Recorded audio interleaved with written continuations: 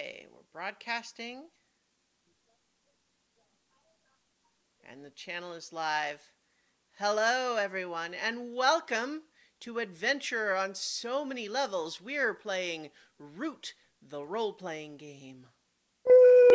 Yay! I am Christiana Ellis, and I am the game master. Our players tonight, Paul Weimer as Arbon Ironwing. We're going to need a new camp. Nobilis as Lancelot Vent. Oh, he's not happy tonight. Lee Burdett as Peppa Pika. Wow, that got out of hand really, really fast. Yeah, go ahead and we can cue that, the Anchorman memes. Like, wow, that really escalated quickly. Last but not least, for now, we have David Archambault as Nigel Farnboot. It escalated. Mm-hmm. Not as fast as you expect, but unexpectedly, definitely. Okay. We are also awaiting Jason Banks as Clem Sparrow, but he is running a little bit behind this evening, so we're going to go ahead and get started in the meantime. But let's talk a little bit about what happened last week. Well, you finally executed your plan to infiltrate the Longhouse, where the Grand Duchy, this imperial force of moles, had set up shop here in the town of Ironvein. You successfully infiltrated it, recovering a small crate full of spicy hot peppers used by one noodle chef here in town. You also managed to recover a lot of both blanks and filled out important documents like trade contracts and forms and everything from the Longhouse. Unfortunately, you were not able to do that without having to kill a duchy official and one of their guards. You were fortunately able to extract yourselves from the Longhouse before being discovered in place. And so technically, none of you were witnessed committing a crime. But there were some complications. Clem, your turtle friend, was certainly witnessed in the area at a retroactively suspicious time, even though he was outside the Longhouse when spotted.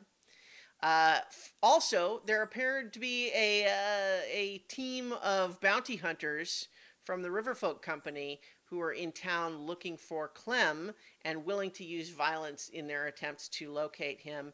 And you ended up killing all those guys too and burning down half your camp in the woods just outside of town. So that is where we're picking back up. I think for the moment, Clem seems to have retreated inside his shell, and he's doing something in there, but seems fairly non-responsive to everybody else at the moment. The fire is out, but it is still in the wee hours of the morning. The sun has not yet started to rise. Vagabonds, what do you want to do?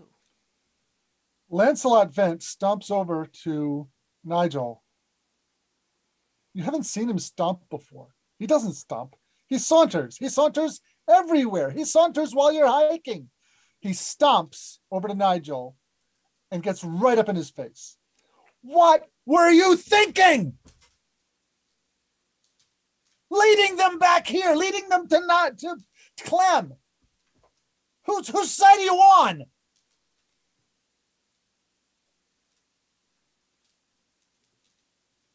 They were...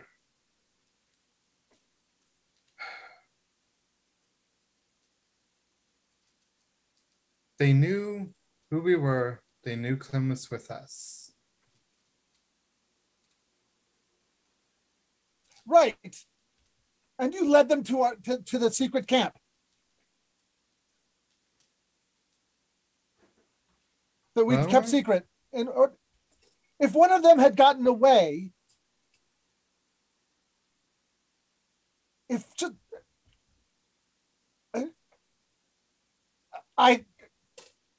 and again, you see him speechless. You've never seen him speechless before.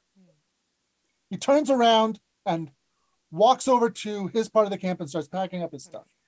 So, for context for the viewers, anyone who may have not missed last episode, there was the complication of there being 3 of them against Nigel and threatening violence, and he did try to lead them somewhere else first, and they basically threatened him.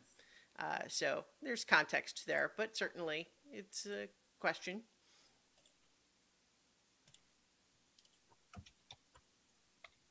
Are you all right, Arvin? I mean, Nigel. No, I am Arvin. Are you? Sorry, Did they say that hurt- again. Are you all right, Nigel? Did they hurt you? They nothing too bad. It is they threatened to do much worse.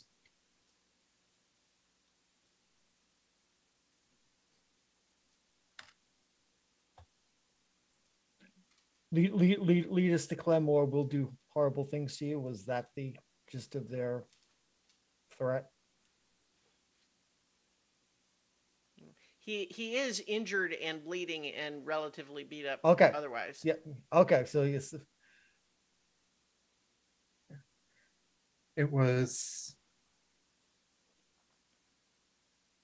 basically, we know who you are, we know who you're with, and bring us to Clem, and we won't hurt. And well, yes, we won't hurt you. The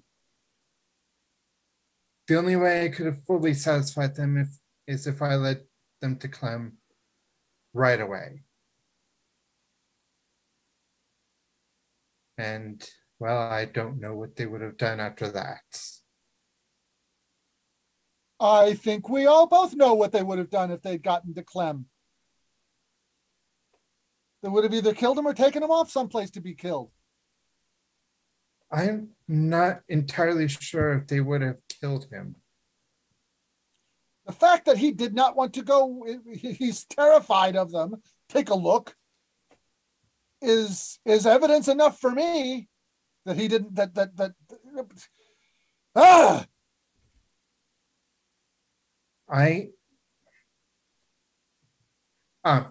Correct me if I'm wrong, but did they give any actual details about why they wanted Clem?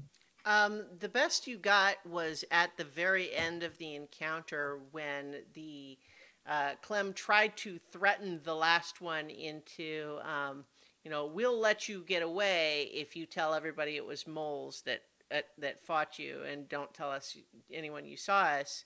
And that guy was not intimidated, and what he said is that Clem left Lady LeBlanc in the lurch, and that she doesn't take kindly to that.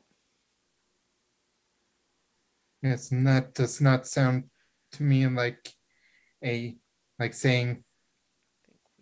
There we go. Have. Speaking of our turtle. Yes, but so.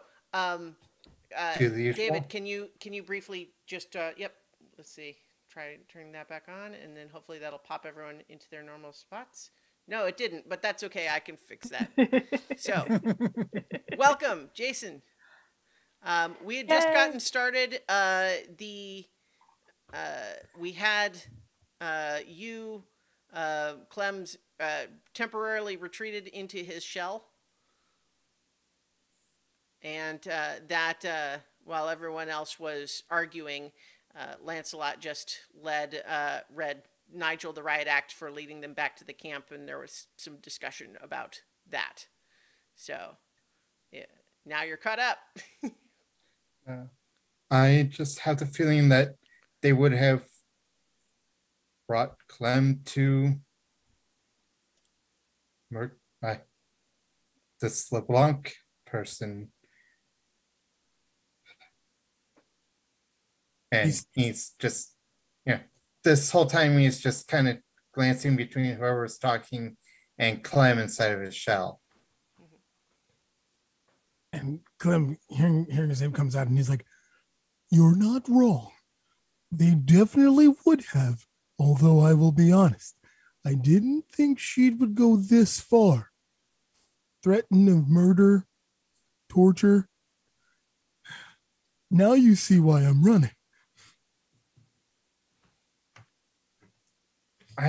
I'm very sorry, Clem. While they did threaten, I do have to say I did have a large amount of inappropriate curiosity regarding why you were running. That's fine. Although, honestly, I don't see what else you could have done other than have them do bodily harm to you. Well, if I wanted to do what they wished, I could have told them to find you by the longhouse and hope that it wouldn't disrupt anything else. And well, that does make me wonder what happened at the longhouse, given the alarms. Yeah. That was a little surprising. I was hoping for a more nuanced exit from that situation. Unfortunately, Peppa and I ran into resistance, and that had to be dealt with. Oh, Yeah, that was.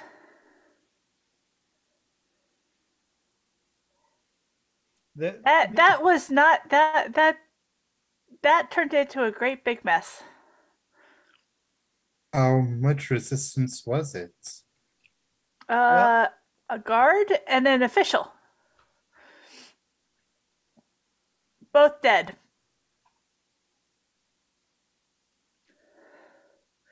Well, So, yeah, things may be complicated in town for a little bit, especially for us birds. Yes. I don't think we were made, but it's possible I was made earlier circling the town, so they may be on the watch for birds of any sort. As far as the actual murder, there was no witnesses, no evidence Yeah. to Yeah, connect the ties. we broke into their fancy chests, and that's where I got all the papers that I gave to Lancelot. Did you have some papers, yeah. Arvin? No, I Yeah. brought the hot sauce. Oh yeah. We got peppers too. So spicy dinner for everybody. I gave the papers, their contracts, their blanks, they're completed, they're signed off. All kinds of stuff is in there. Oh. We just pretty much just grabbed piles of stuff and then booked it. Well, perhaps I should. Well, we need to move camp Yeah. first, I think. And dispose of some bodies. Yeah. Yeah, Yeah. that too. I would say that would be the number one thing. And then moving camp, next thing. Then we can continue with our plans. But yeah, we have to deal with the resultant mess and find a new Yes. spot. Yeah. I also I like think, this spot. Lancelot, who is not usually one for heavy physical labor, grabs the camp shovel and starts digging. Yeah. Peppa's gonna try and fleece their pockets. Okay. I have a feeling there's one that doesn't really have pockets left. Yeah, the lead guy, the badger that was sort of in charge of the other two, got largely burned up. Yeah. So he was eventually put out, but not before everything he was carrying was damaged beyond recovery. Mm-hmm. You do get a short sword from each of the other two. They were wearing some simple armor, but it's kind of got blood all over it and holes and stuff now. So it could theoretically be repaired, but it is not currently in good shape. Yeah. And let's say you get another like 2 coin maybe between them. Okay. So I'll give the 2 coins to Arbin to split up with the rest of our haul from the thing. And oh yeah, we fleeced or Arbin fleeced the official Yeah. guy. So we've Yeah. got money. we do have some more. Well, so bear in mind that what you got from the official is a lot of extremely fancy jewelry. Yeah. Which is 4 jewel rings and a jeweled hat. Yeah, so which is certainly valuable, but how Yeah. easy It's it will not be to coin, move it is a question. Yeah. Oh no, we would- got coins though too. Yeah. Yeah. If you give me some time with that jewelry, I can get the stones out, and then we can sell them that way. No, well, not here though. Oh yeah, no. That would definitely tie us to everything that was going on there. Yeah. That we hold on to until we get to some other cleric. I'm actually gonna take one of those short swords. All right. And we'll see if that puts me over my flight balance.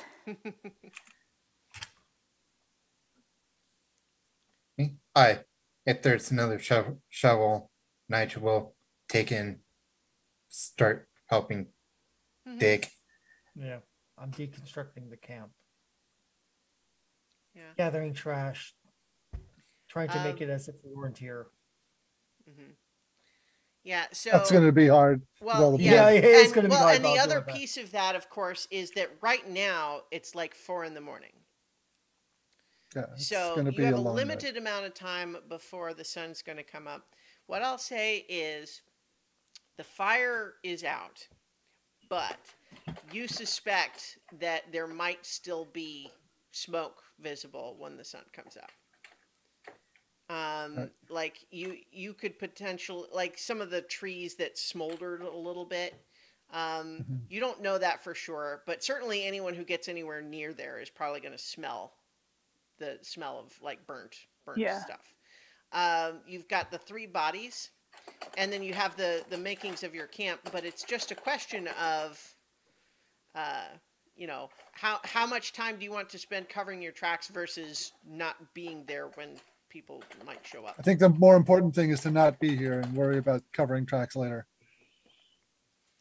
So, Yeah. what's the focus then?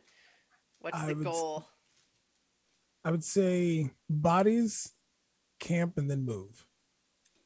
Yeah. I'd say, well, Bodies first, and then if we don't have a time, then we leave. But bodies with a capital B and 64-point font. Hmm. yeah. All right, yeah, get the bodies into some shallow graves. Because we don't have time to dig. Okay. Well, you're That's also all. doing it in the middle of the night in the dark. Right. Yeah. And then grab everything and get moving round about dawn. Right. So what I'm going to suggest here is that this is a trust fate roll that I'll allow, you all can decide who makes the move, just to get a sense of how effectively you cover your tracks at the camp. This represents both the bodies and trying to clear up the camp in a hurry. I've got +2. Anybody have any No, you're the lucky one. Yep. here we go. Rolled a 6, which becomes an 8. Okay, so what that means is that you can kind of choose, I think, in this context. Hang on, where's my trust fate explanation for some of the.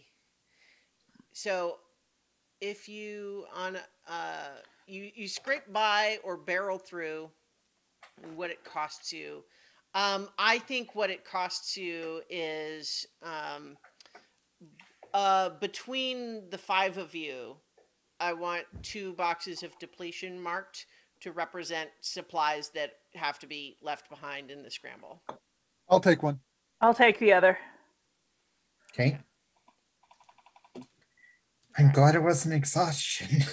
So, Yeah. to be sure, if someone manages to make their way right to this exact spot, they're going to see a place where there was A a fight. fire, right? There was some Mhm. stuff burned. And if they And did an blood and- exhaustive search, they might eventually find the rest, but it wouldn't be obvious to, like there's not going to just be a bunch of bodies out in the open. Right. And you packed up all your stuff. But so you're also now though, what are you? You're in the forest, in the middle of the night. Now you're not far from the clearing, but the forest is potentially a dangerous place. Yeah, Where I are think you trying to that go? I think we're going to go deeper in the forest. I think that danger is less than the danger of being close to the town right now. Mm-hmm. Okay. A longer commute is not Yeah, Right. but I think we need to lay low. We need for to a lose our while. tracks. Yeah. Yeah. So Yeah, So we have a move for travel through the forest. Now, normally this would be for, traveling from one clearing to the next, but certainly this is still the appropriate move, I think. So Yep. this is Yep. when you travel from through the forest, are you traveling slowly while foraging heavily, or are you traveling carefully, avoiding trouble, or are you traveling as quickly as possible? I think carefully fits our needs right now the closest. Well, we're you're not- we're also not- though under time pressure. Yeah. yeah, so we're not doing slowly. So No. I think quickly. Yeah. Yeah. Okay. Quickly then. Okay, now it may be that you are not able to go quickly because that requires everyone to mark both exhaustion and depletion. Oh, yeah. Oh, that well, that's not Yeah, gonna that work. happens. Nigel's gonna pass out. yeah. Yeah. And I will too. Yeah. I think all of us will. So I No, think so not bear in quite. mind, full exhaustion track.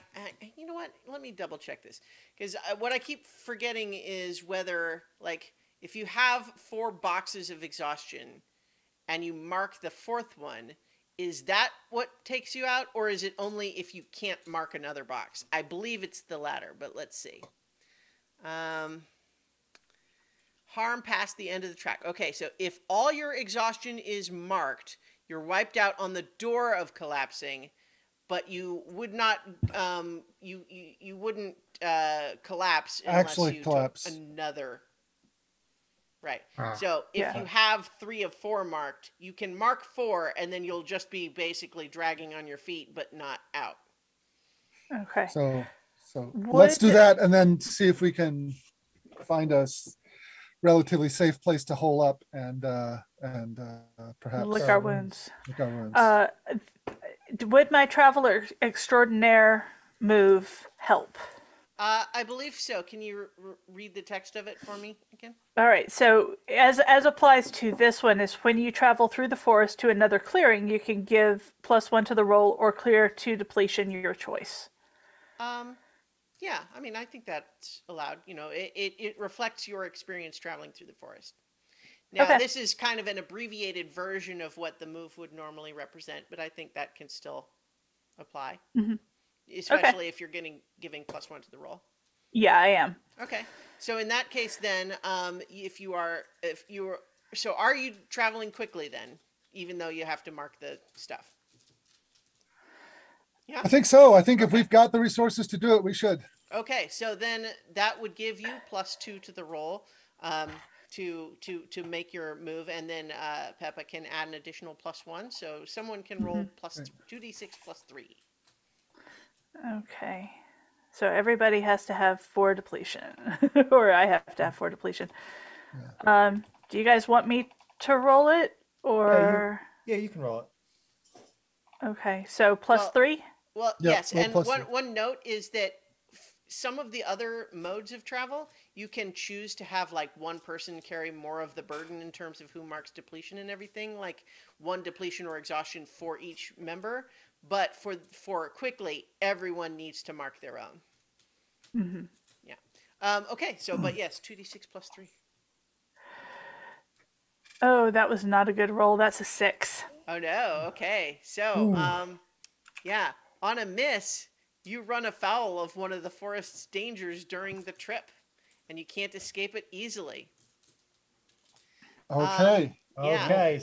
So I think that what we have here is it is not yet dawn. It's dark.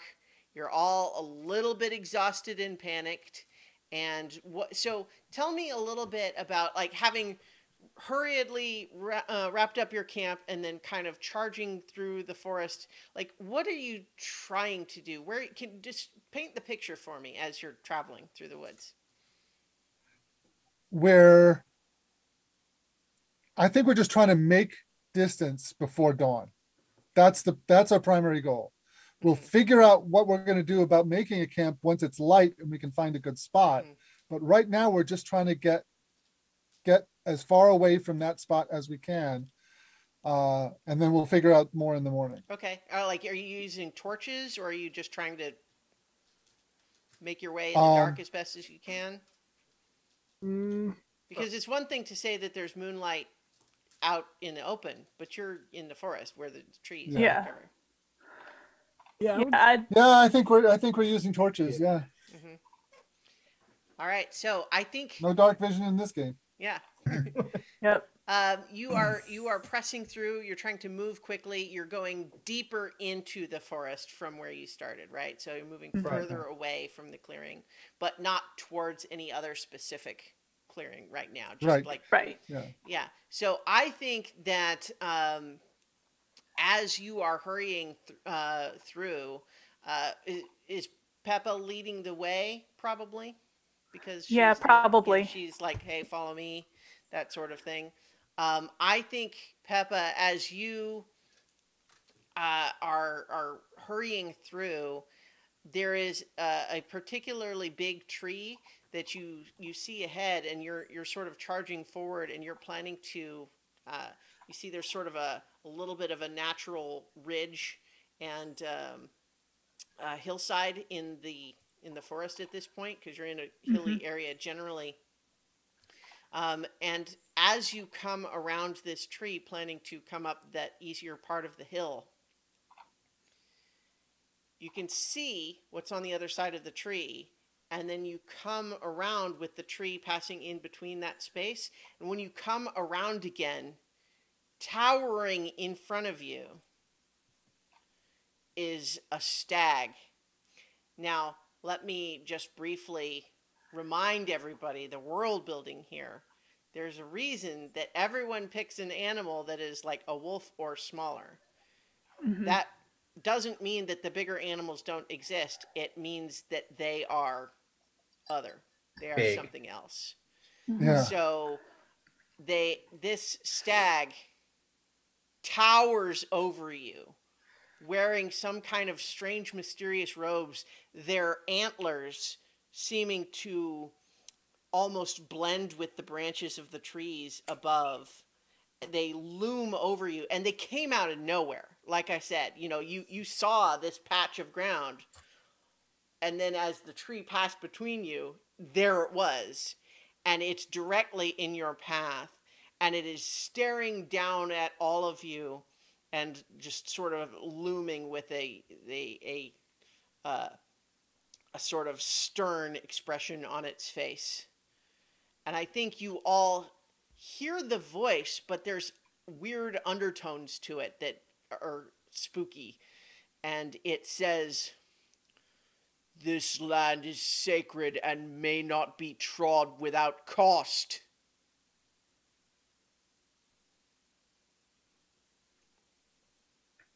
My Lord Stag, what is your price? An offering must be made of your own choosing, and the choice will be judged.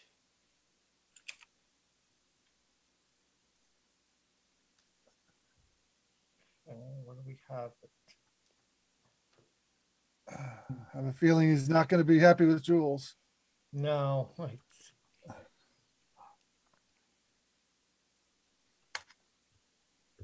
What else do we have that might be useful? I'm not giving up my sword. That's just not. Yeah. What else? Any ideas, anyone? The wind is whipping up much harder than it was even just a moment ago, and there's like leaves and underbrush kind of almost swirling around.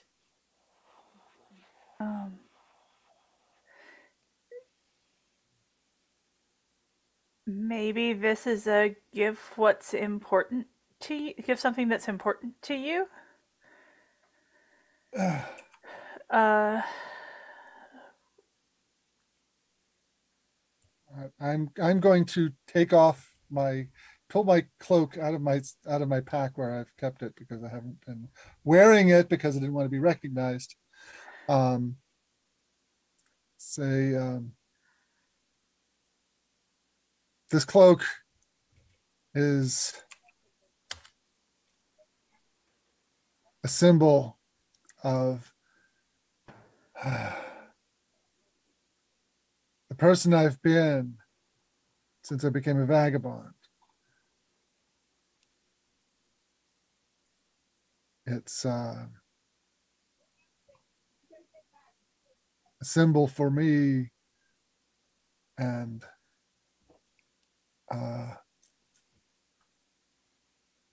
I'm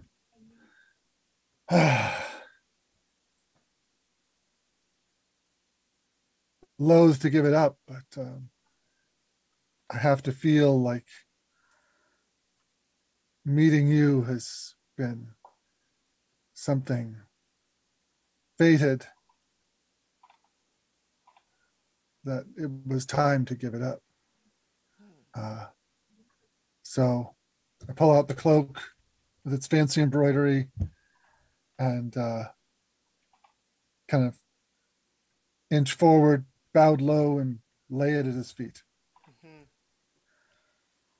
So here's a question: as far as how you present this, are you? What is Lancelot thinking here? Is this an individual cost, or are you hoping that this will suffice for the group? I'm hoping it will suffice for the group. Okay. So what I think is in order is a persuade an NPC roll. Okay. You are persuading an NPC charm with promises. Yep. Yes. Okay. I got a 4 + 2 is 6. Oh. Well, can anyone else help? Please. Peppa will will pull out her cunning hat that she got from her mother and add it to Lancelot's offering and say, this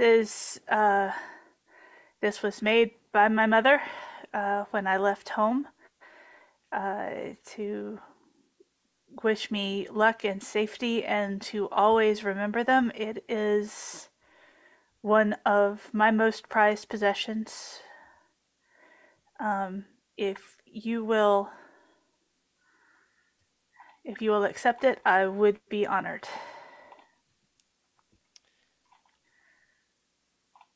Does she need to mark in order to help? Well, normally it would be marking exhaustion, but I think in this case I will allow an addition to the offering to suffice. But that still makes it just a 7. And so on a 7 to 9 for persuade an NPC, they aren't sure.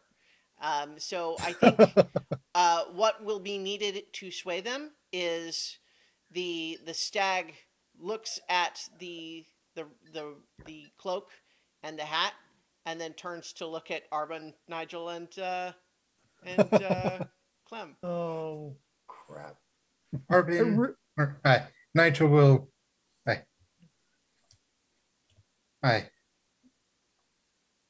Step forward and take his staff. Mm-hmm. I do not have much to give, but this might help you more than it has helped me.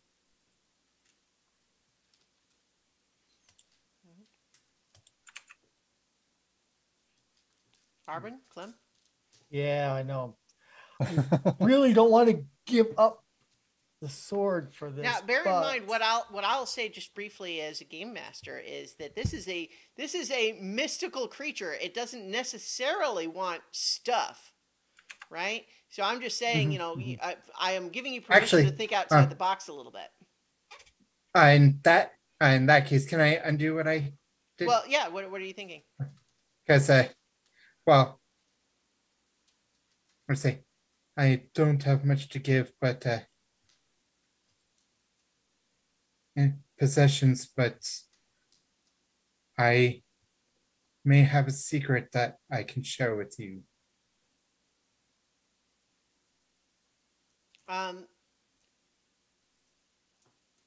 So in the meta, what is the secret that you're thinking of? The thing that I haven't shared with any of the other players. Oh, okay. Oh. Yeah, I think that there's a moment where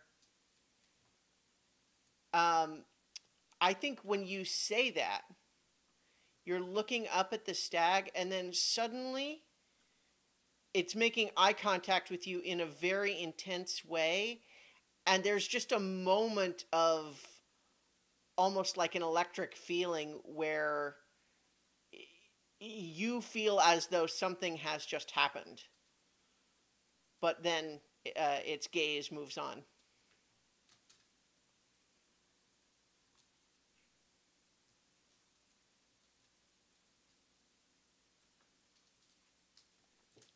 So we still got Arbin and Clem. Yeah. I know if David had something more they wanted to say before I stepped up.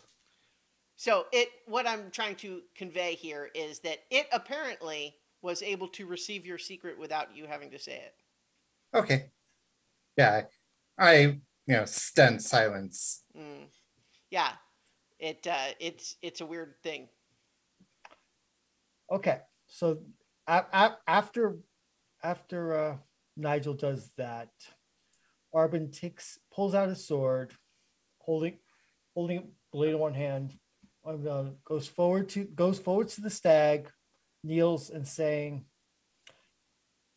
I offer you a service of myself and my blade. I am but a warrior.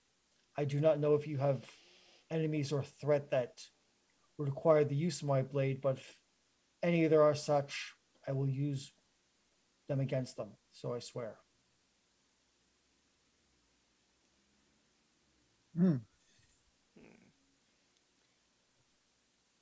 So you say that, and then and what about you, Clem?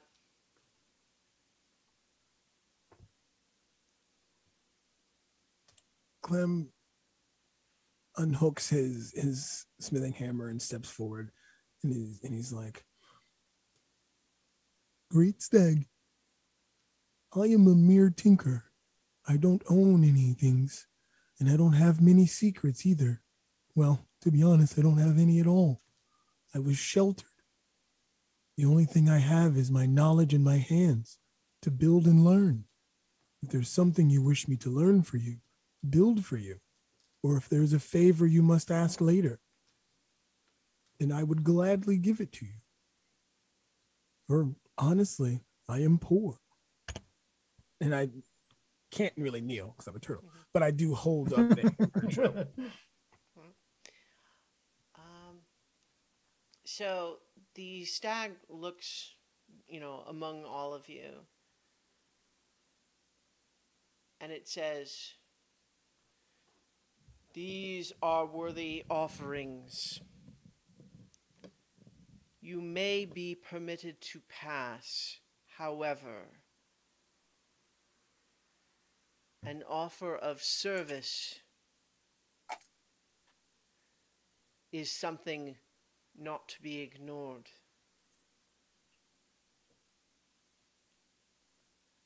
If you would, I give upon you a token, and you shall place it in a position of prominence in the town to the south. See that it stays in place for 24 hours. and your service will be complete. And then the wind sort of spirals up, and you all kind of lose track for a second. And then the stag is gone, and all your stuff is still there, but standing where the stag was is a little sort of like wooden stick figure, like sculpture. It's about a foot tall, proportionally to you. I will take the sculpture because I've been given a task. Hmm.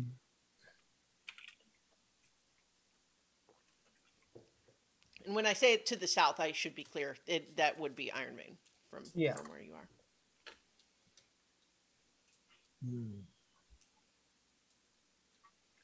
After a moment, Nigel just kind of sits down, puts torch to the side, and just starts sketching the stag in his book. Mm-hmm.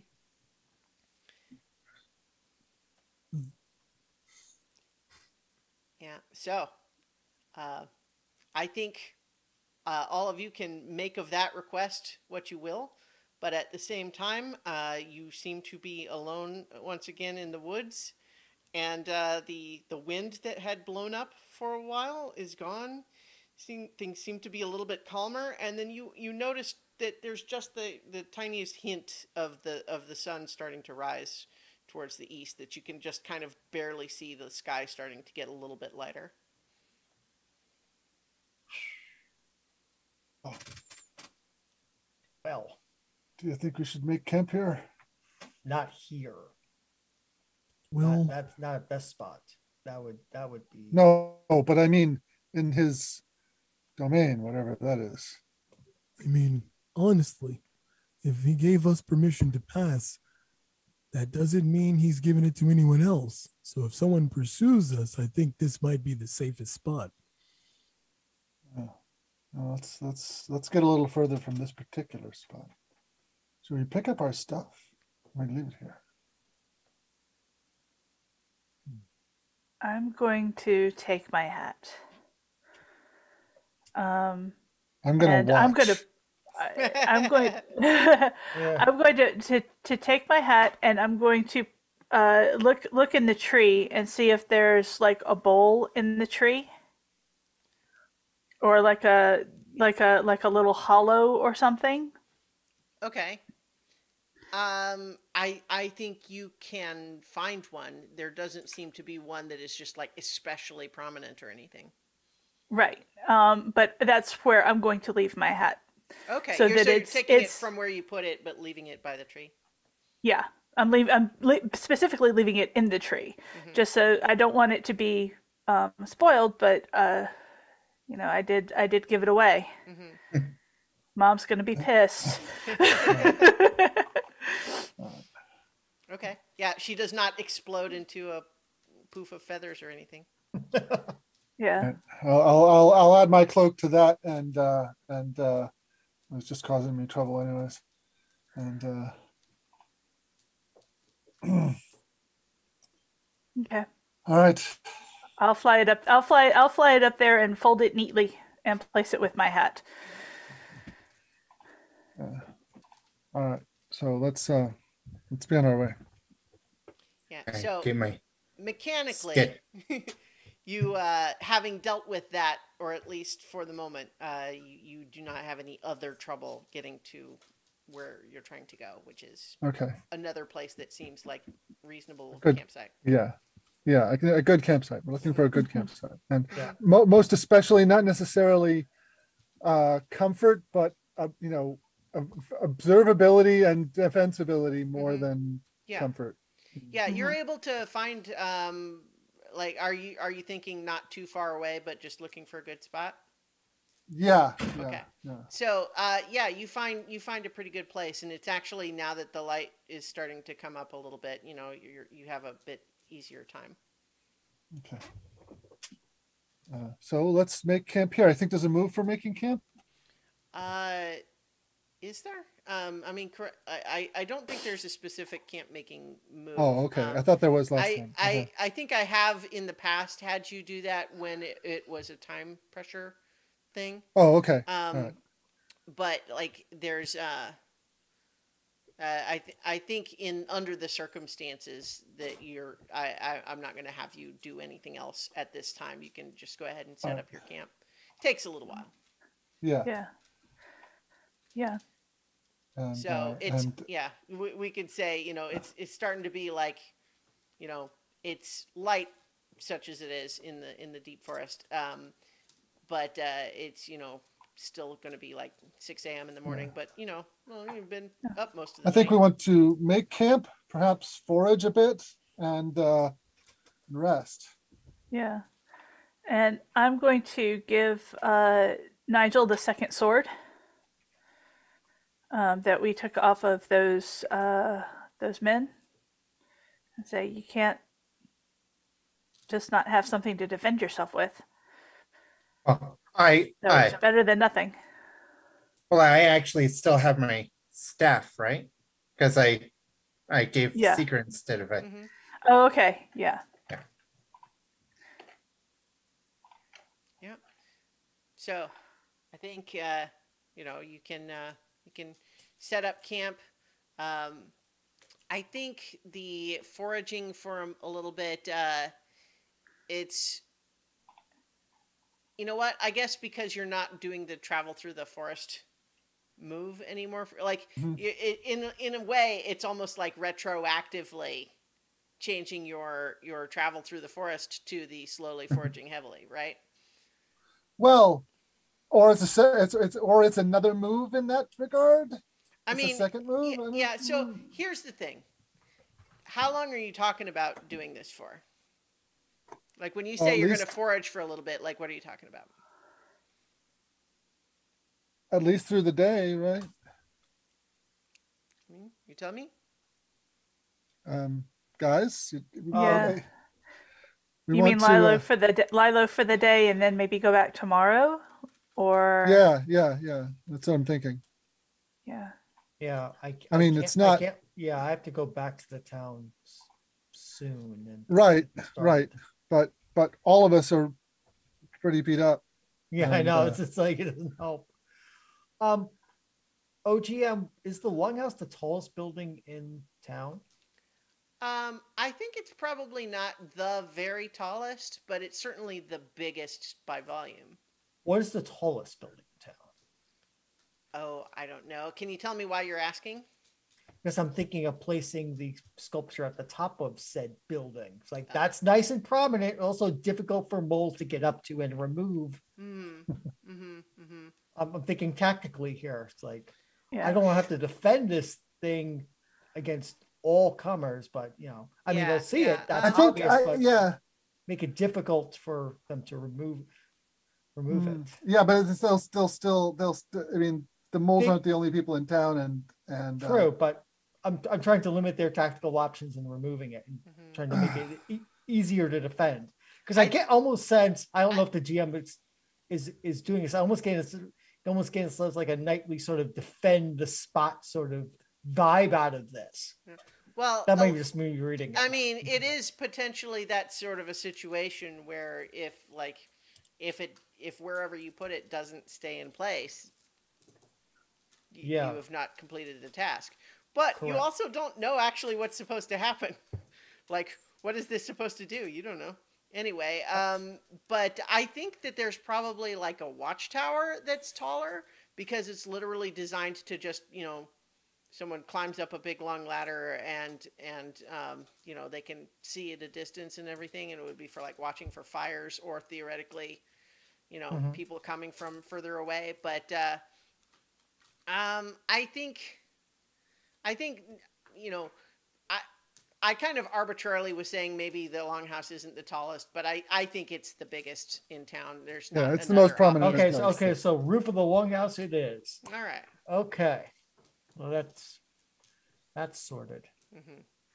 Back to the scene of the crime, though. But, you know. They don't know that. No, they don't know I'm the crime, but they know it's a crime, though. But yeah. Okay. Yeah. Interesting times. Right. So foraging and rest. Yeah. So if what you're talking about is is like spending the day and night, or would you be traveling back in the next period of time? I think that day and the night. Okay. I think then what I will allow is the that overall period. I'll let everybody clear 1 box of depletion and 1 box of exhaustion for your time spent in the forest. Thank you, GM, Yes. in your generosity. Well, so just as far as the scale, like that is one of the things that the book suggests in terms of clearing exhaustion is a night's rest in a safe and well set up campsite in the forest would clear 1 exhaustion. Yeah. I will also offer that for Nigel's the only one that has any injury marked, I think. But if anyone has injury marked, that can be, 1 injury is not so bad. You could clear 1 injury by having one of the others treat you. There's also things that have wear marked on them can be repaired, because Clem has that move, but it costs depletion to do. So just consider those are other things that you could be doing. Yeah. I will mark depletion for Clem if he will repair my bow. I can do that. Yeah. Having that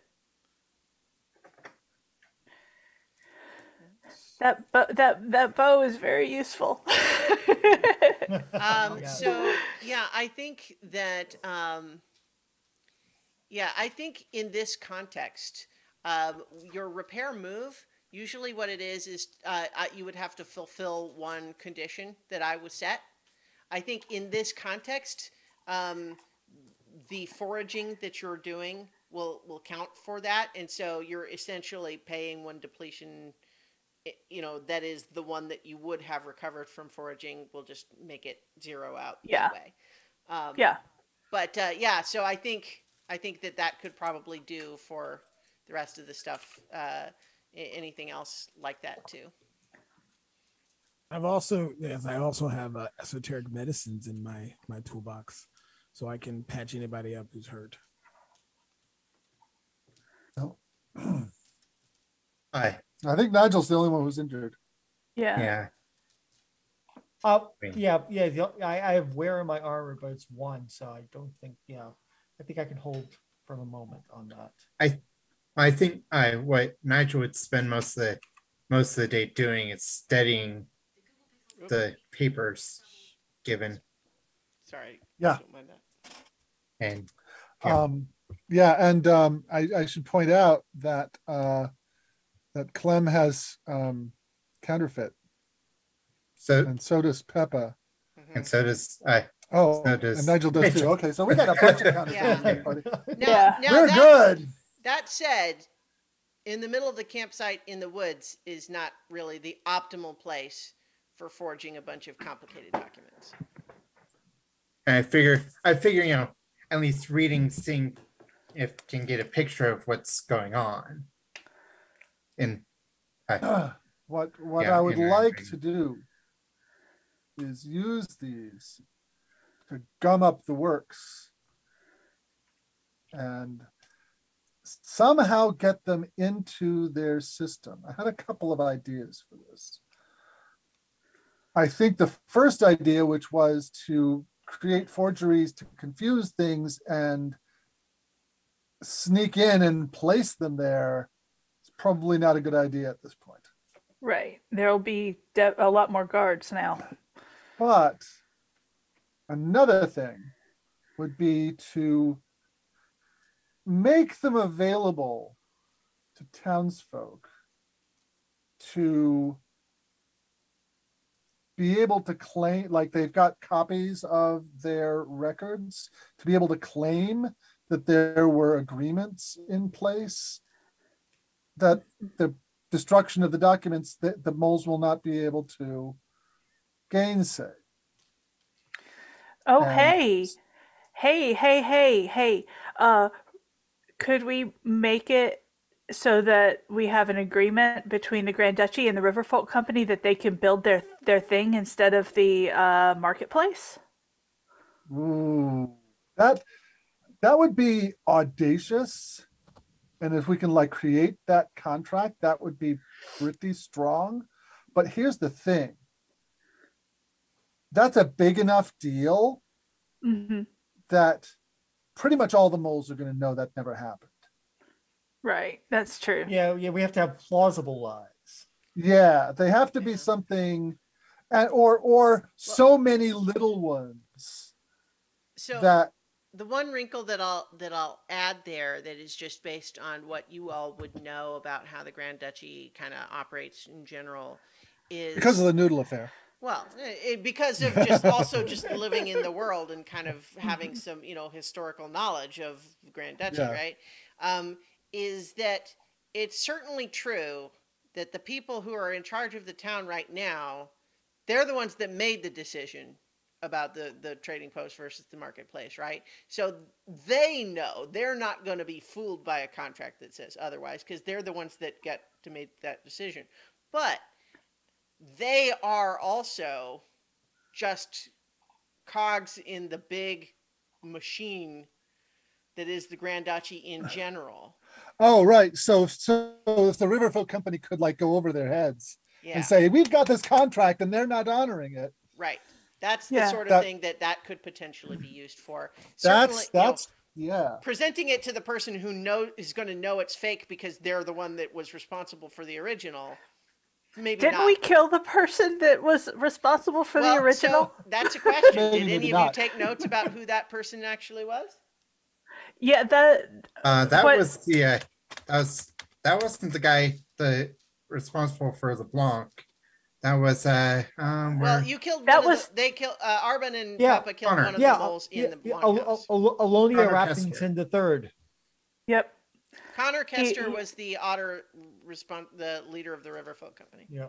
Yeah. No, the In charge of the building guy the we trading killed. Yeah, he was the guy that was in charge of building. Well, yeah, Building but it. that's the Riverfolk Company guy, right? No. No, The no. guy who we killed in the thing in the was a formal, longhouse. yeah. Yes, it was. Yeah, he was the formal. Yes, Alyona. It was actually Alyona Rappington. I believe it was actually a she, and it Oh. is in my notes. I don't recall if I said to the contrary last episode, but perhaps they're non-binary. But in any case, yes, their role, as far as you can tell, at least they were sitting at the desk of the formal, who is in charge of construction.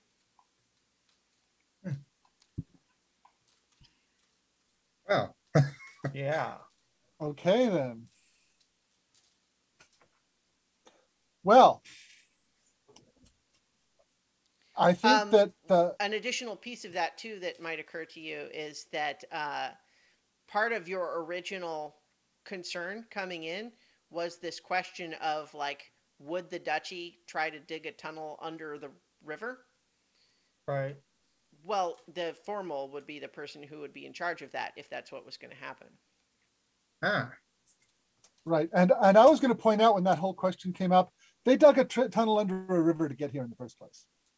So It certainly could be done, but it's also more difficult than when it's not under a river. So right, the thing is, Yeah. you don't know what their plan is. It's theoretically possible for sure, though.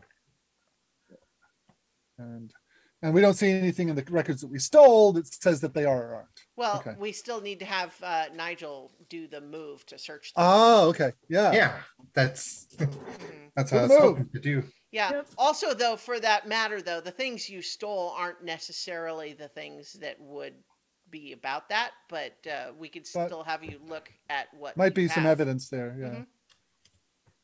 Mhm. So roll for search the records. I believe that would be the right thing, yeah. Okay. That's a 7. That becomes a 9. Okay, so let me. Sorry, I'm just pulling up my own record of stuff here. So, for search the records on a 7 to 9, It's a hit. You discover evidence of their secrets. I can tell you who would pay for the information you've uncovered. It's once again, to some extent, you already sold similar information to the Riverfolk Company, right? And so this is kind of just like even more detail of the same nature, sort of thing. So while they would certainly be interested in it, you've also, kind of like pre-soaked that market a little bit, right? Like they might be interested in more, but you've already given that to them to some extent. The other people that would, certainly other factions would be very interested to know what sort of trade the Grand Duchy is doing. I think what you also learned, though, just in general, as opposed, I'm just telling you what this, who would it be worth it to sell it to.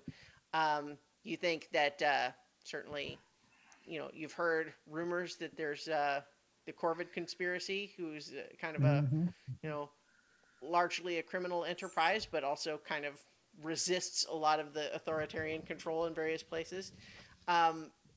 They would probably be interested. The Marquisate obviously wants to know all about what the duchy is doing. But I think in general, the individual people might be interested, but wouldn't be able to pay very much, like denizens. Yeah.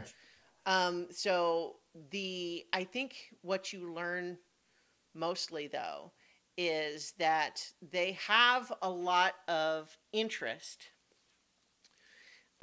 in the iron coming out of this town. So which we already knew. Well, you already knew, but I think what you learn looking at these contracts is that when they're making promises for like iron futures, apparently there is something about the iron that is coming out of this town that is just especially resilient and capable of being made into very strong steel alloys in a way that the Grand Duchy doesn't like. There's various note marginalia in some of these documents that they are. May I make an offer of a piece of information? It's moist underground. Iron doesn't like moistness. Maybe there's the process that, without even the people here knowing it, the iron that comes out of here is more resistant to rust than elsewise. I think that's a good detail. Very useful for the kinds of constructions mole people build. Yeah, but I think part of the issue right now is that it's clear that the iron coming out of this refinery is superior to most of the iron they're getting from their other sources right now, but they don't completely understand what is it that makes it different, right? Mm-hmm. And it might be that they know that it is more corrosion resistant, but they don't know why it's more corrosion resistant. Right. And so you guess that clicks a couple more pieces into the puzzle with the refinery of they want to know all about how it's done, not just so they could take it over, but because they would like, if there is some way about how it's done here, like, is it due to the raw iron from this place, or is it the way that they're refining it that makes it better? They want to know that because they want to theoretically adapt that elsewhere, right? Yeah. They want to know, could it be reproduced in their other refineries? They want to know, is that something that if they replace someone else who comes in and starts making iron the way they always have, then it stops being good, right? So that's where a lot of their trade is coming from, is that they are currently having to be very wobbly in some of their promises as they try to make plans for this iron, because they're trying to simultaneously say that it is this extra great iron at the same time that they're, in private, a little bit more concerned about the possibility of like controlling that quality of it. Which means that it's less likely that this is a stepping stone and more likely that this was a goal in its own right. Yeah, I think that is very clear, is that Iron Vein was a target specifically, is not just the next spot in Okay. the row in line. Do I feel like if we brought this information back to the first clearing we were Sundell? playing, Sundell. Sundell. Sundell, that would, and the Marquisate became aware of this, Mhm. that Marquisate would be less anxious about Sundell because the moles were after that town and not Sundell. I think that they would definitely be interested in that information and they would pay for it, but I don't think you think it's enough to make them change their Okay. plans. But that Okay. because the thing is that as much as knowing that Iron Vein was a target is one thing, it doesn't mean that Sundell wouldn't also be, Also be a target. right? Okay. But I Okay. think that you certainly learn that that there is something special about the iron here, and that the moles don't yet understand exactly what makes it special, and they definitely want to know. Okay. I don't think Okay. you get anything about the other like specific like military or tactical plans because you primarily have like Yeah, trade the- contracts, but it's also very clear that they are actively looking for ways to, as Connor suggested, they're actively looking for ways to specifically undercut and muscle out the Riverfolk Company, economically speaking. They're hoping to not have to use any military force to get rid of them. They're hoping to just basically say, well, it You're not looks gonna make a like profit here. yeah, their Yeah. biggest sales are these types of products. So if we can bring those in from one of our other clearings and sell them here for reduced rates, we can put them out of business. And so they're actively using economic warfare to try to get rid of the Riverfolk Company. Okay. You kind of suspected that, but you have it in much more concrete detail. You have like actual documents of them communicating internally about that specifically, as opposed to it just seeming likely.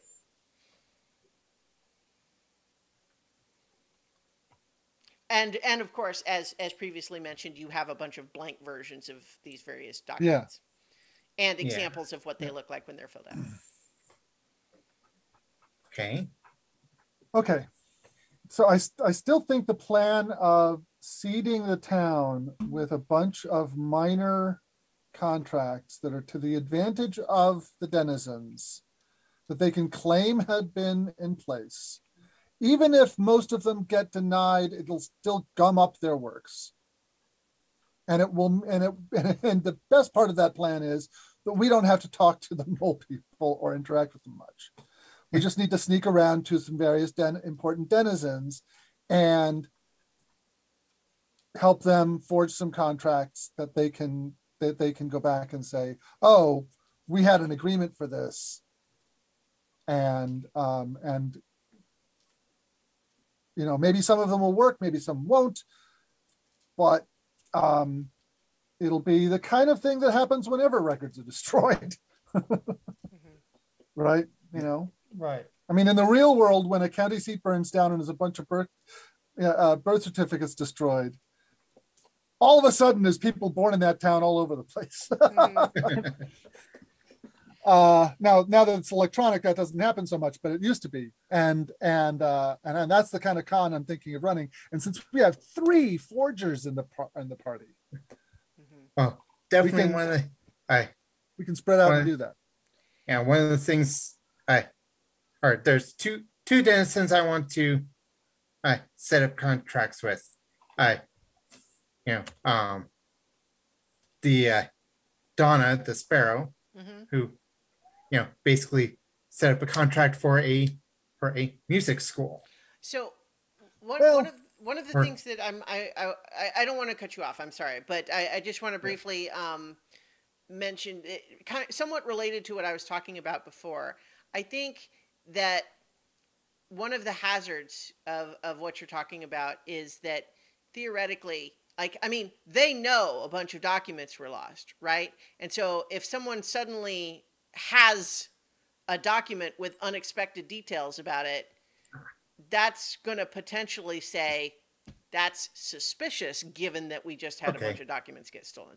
But Oh no, yeah. but theoretically, like what they would have a much harder time with is not a document that they theoretically think this might have been stolen and altered, but rather a document that they can't, it's like I was saying earlier, that they can't personally verify as being incorrect. Mm-hmm. Right. So, for And example, again, the smaller the better. So a music school, Or- probably too big. Well, or something. well, may I offer? Okay, What maybe she the said other was one would the be- issue is that they kept saying she needed a license to play, but that they were like stonewalling her trying to go through that process. So we give her a license. Basically, I set up a license, a performance license. Mm-hmm. Mm-hmm. Okay. Yeah. Yeah. And the Basically, trick would just be something that it needs to be, you know, the license will have to say on it that it was authorized by someone.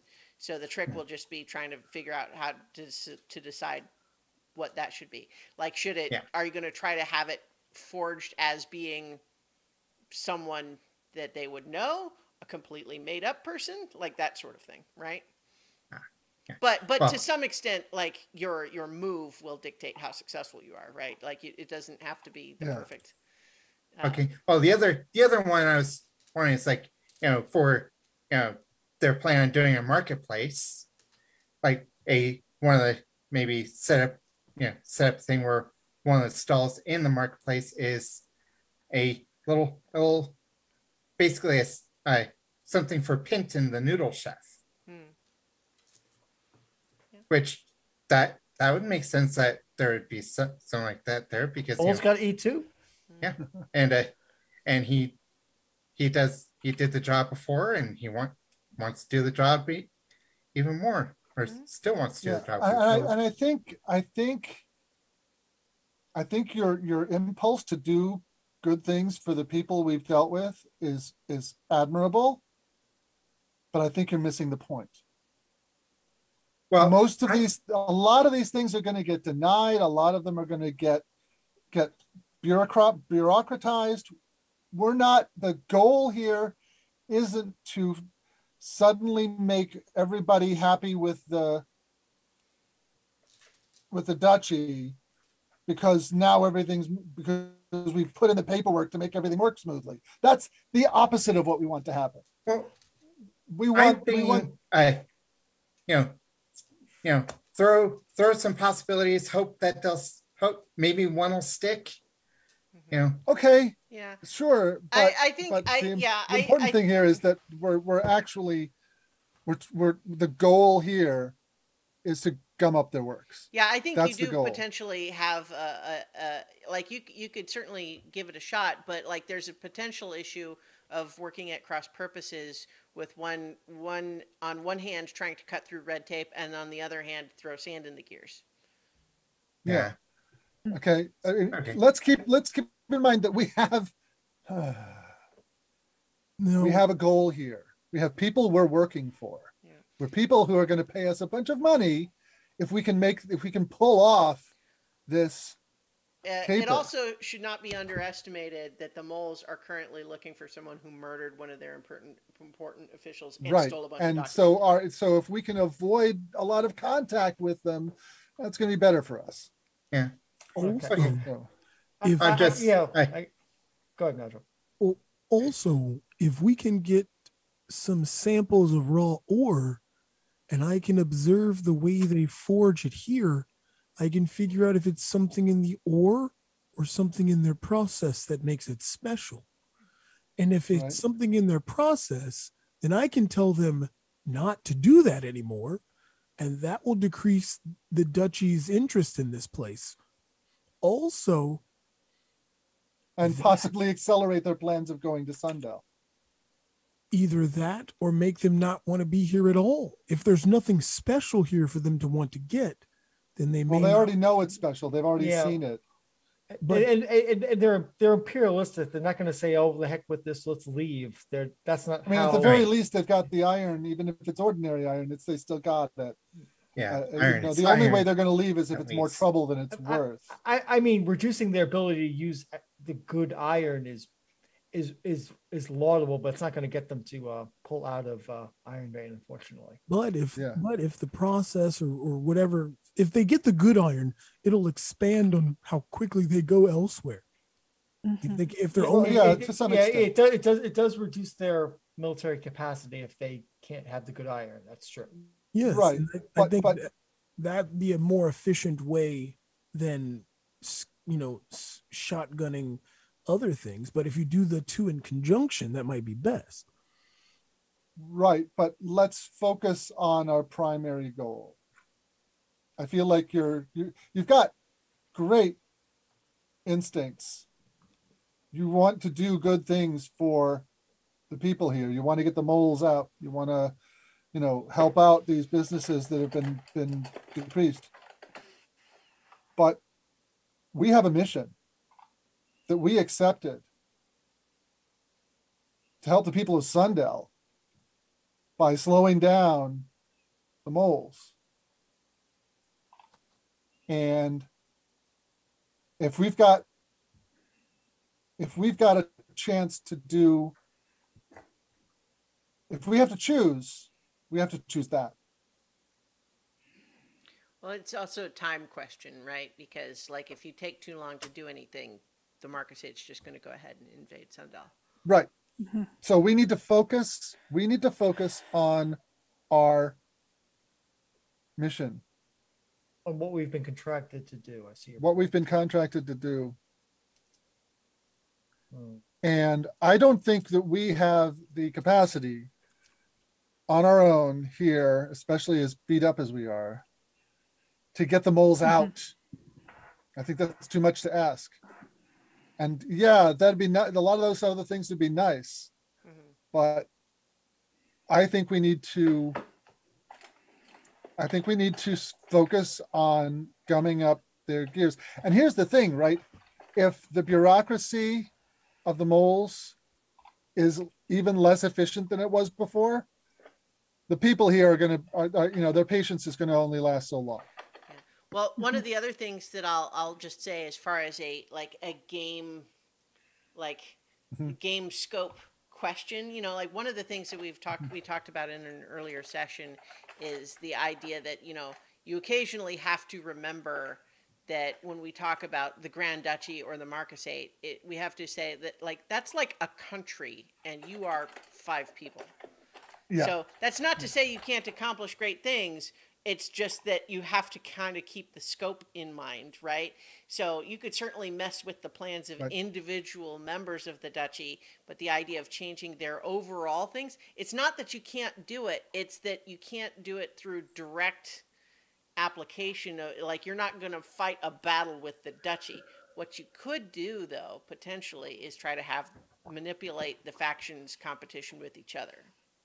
Yeah. Right. Which is why we're supporting the Riverfolk Company when we wouldn't necessarily do so, and try to get them on a more even keel, so to speak. But again, let's just focus on continuing the plan that we had from the beginning, which was to use these papers to gum up the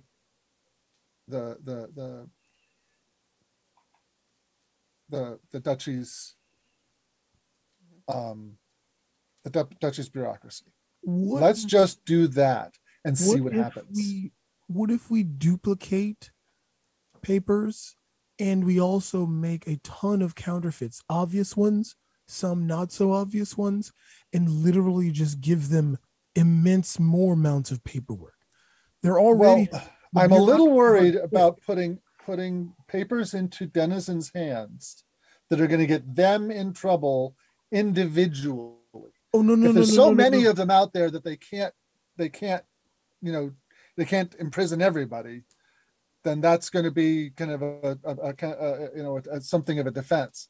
But we want, I don't think we should put any bad counterfeits out there at all. Well, I'm not saying in the hands of the denizens. I'm saying if we get the paperwork back into the duchy's hands. How?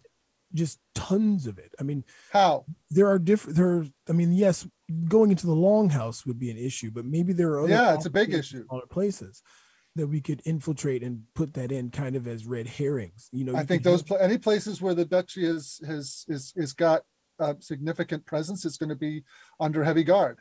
I think those would be terrible places for us to focus our attention. Hmm. Perhaps we should just, well, if we're going to, well, are we doing the Riverfolk Company fake contract scheme then?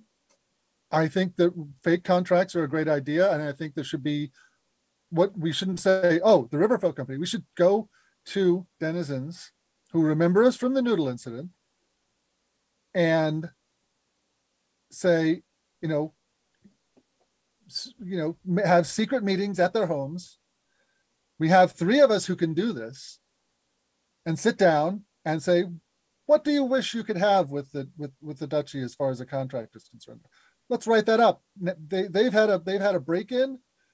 They don't have their end of the records. You can claim that this thing existed, especially if it was with the construction guy, and have 100 different people, or 20, or whatever the scale is correct for One this thing thing. to I be don't know how clear, many the people are. documents you have are not associated with the formal. The formal was working on other things, the other side of the building, which just happened to be the one who was present. The documents you have okay. are much The more documents don't- associated with like the banker, who is fine, as Okay. far as you know. Okay. And Well, I mean, nevertheless, that's why a it's- flaw. That's why I was saying I do the Riverfolk Company, because they know we are there and we're planning on messing with the duchy. So they so if we show up with a fake contract, and Those 3 people we killed were from the Riverfolk Company, right? Well, yes, at least they were, yes, they were, but they were not like representing the Riverfolk Company. They were kind of No, on but they their were own from business. the Riverfolk Company. Yes. So Nigel, you're definitely the person we want to send to them. Well, huh? well, Wait, are you? it depends on what we can do for the Riverboat Company. If we can give them a stronger foothold and make their transport more of a necessity, How? that I don't know. Okay, that's a big flaw in their plan. But at this point, we don't know necessarily how to infuse this bureaucracy with so many more All right. contracts and I've things got that are another believable. idea. We've got a set of real documents with real trade agreements. Mhm. So we're going to buy this from so and so. We're going to sell that to so and so. Here's the price and all that kind of stuff. What if we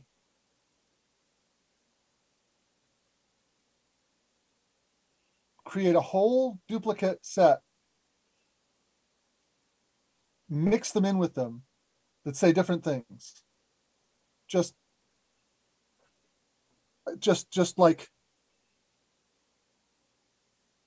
interleave forgeries with the real documents, Change the and then numbers up. leave them as a mass to be discovered by the duchy, perhaps even tipped off, that were left as the thieves, because we did steal some valuables from the place too, Mhm. that were left because the thieves didn't find them valuable and will be recovered. How about that? So we introduced the false documents with the real into their system. Yeah, and just mix them together in such a way that at least it's going to at least have them sitting down and trying to figure out what's real and what's not. And maybe at first they didn't even know what's real and what's not.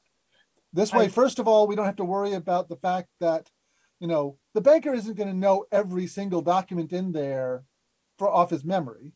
That's why they have records.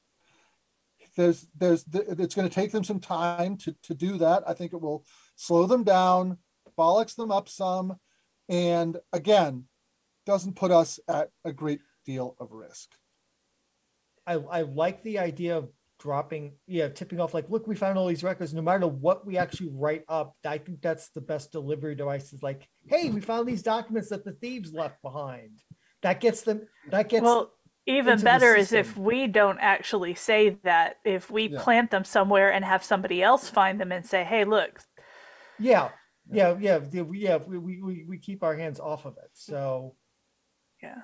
false documents. So the question is, GM, how much of these blanks do we have? Is like, how much can we reasonably do is a question. Well, Because it's a limited resource. right. So I think because there was a focus initially on saying, we want a bunch of these blank forms. You got a bunch of blank forms. I would say that, let's call it roughly 1-to-1. Because you were taking blank forms first and then also just started putting armfuls of filled out documents, right? Yeah. So let's say you have approximately equal amounts of both, not always in terms of like blank trade contracts equaling the number of filled in trade contracts, but in terms of total volume, roughly equivalent. So I don't think you could create a perfect duplicate of the completed ones with the blank ones, but you also have a little bit to spare. Does that? Yeah, because we want to leave some other extra things if we can. The point just being you have a bunch of blank ones. Okay. One additional thing that I will just I think Peppa in particular would note as you're having all of these discussions and foraging and happening to look up and seeing the sun over at noon is that oh yeah, Tondrick was probably expecting me to meet him. Yep. Whoops. Yep. So, I got a real quick trip I need to make to hustle some weapons. I will be right back. Hopefully. Okay, so you're gonna leave everyone behind and go by yourself back through the forest to try to do that meeting? Yeah, well, I did tell him that it was probably just going to be me alone, and maybe with a friend, probably not. Well, he did tell you that it was a big, heavy crate full of metal goods. Oh, yeah. Okay, so this is where I was expecting last time to beg Clem to help. Well, it's also not necessarily what he said was not that you would be coming to pick it up right now, but that you had you demurred in his initial offer. And what he said is, if you change your mind and you want the job, come back and meet me. Okay, yeah, I'm thinking that I'm going to I am not going to change my mind, and I'm going to pass on that particular job because the heat is on and it's a little bit hot. All right. Well, I think I'm going to offer that probably the best way to do that would be to just not show up for the meeting. Yeah. Okay. So what we need to, so I think with our plan to leave a bunch of documents, what we need to do is find a good place to do that. Yeah, I think to you create definitely those. know that in the middle of the woods is not that place. You need somewhere with enough flat surfaces that you can reasonably write carefully on, and then lay documents out flat, like to let ink dry and that sort of thing. Yeah. So you probably need an inside place somewhere. Yeah. So.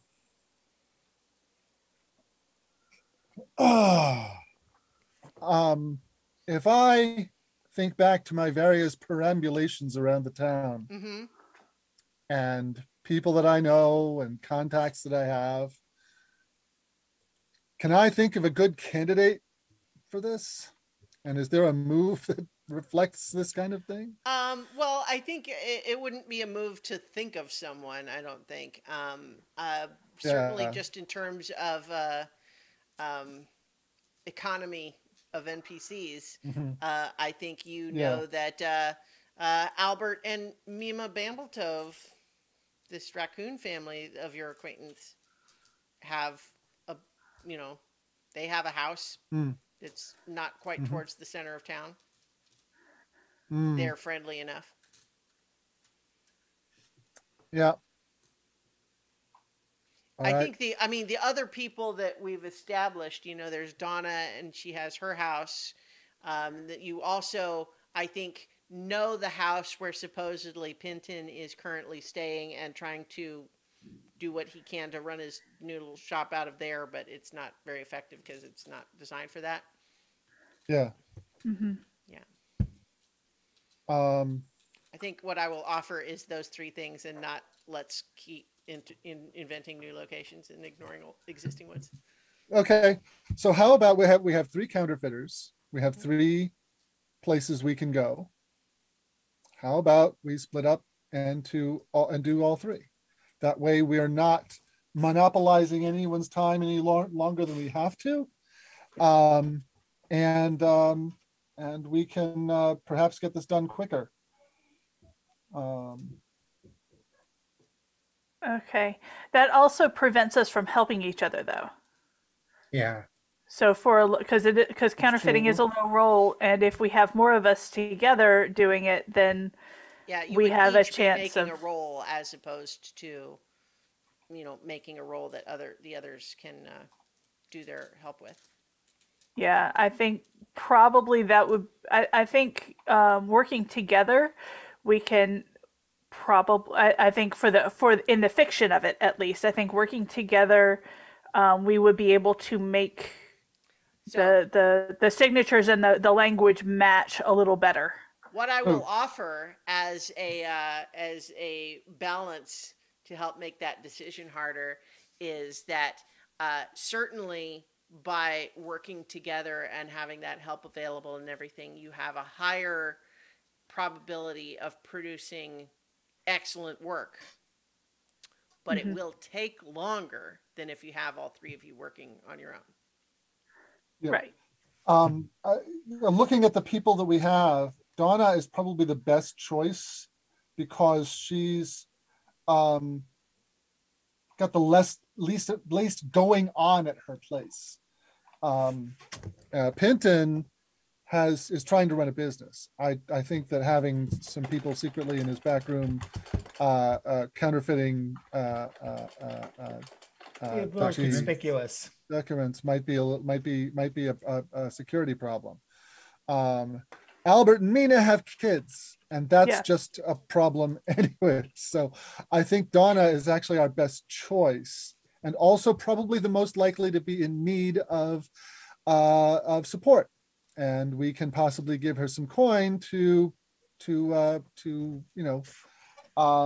keep cover for us. So I think that the idea of splitting up to all three, I take it back. I think we should talk to Donna.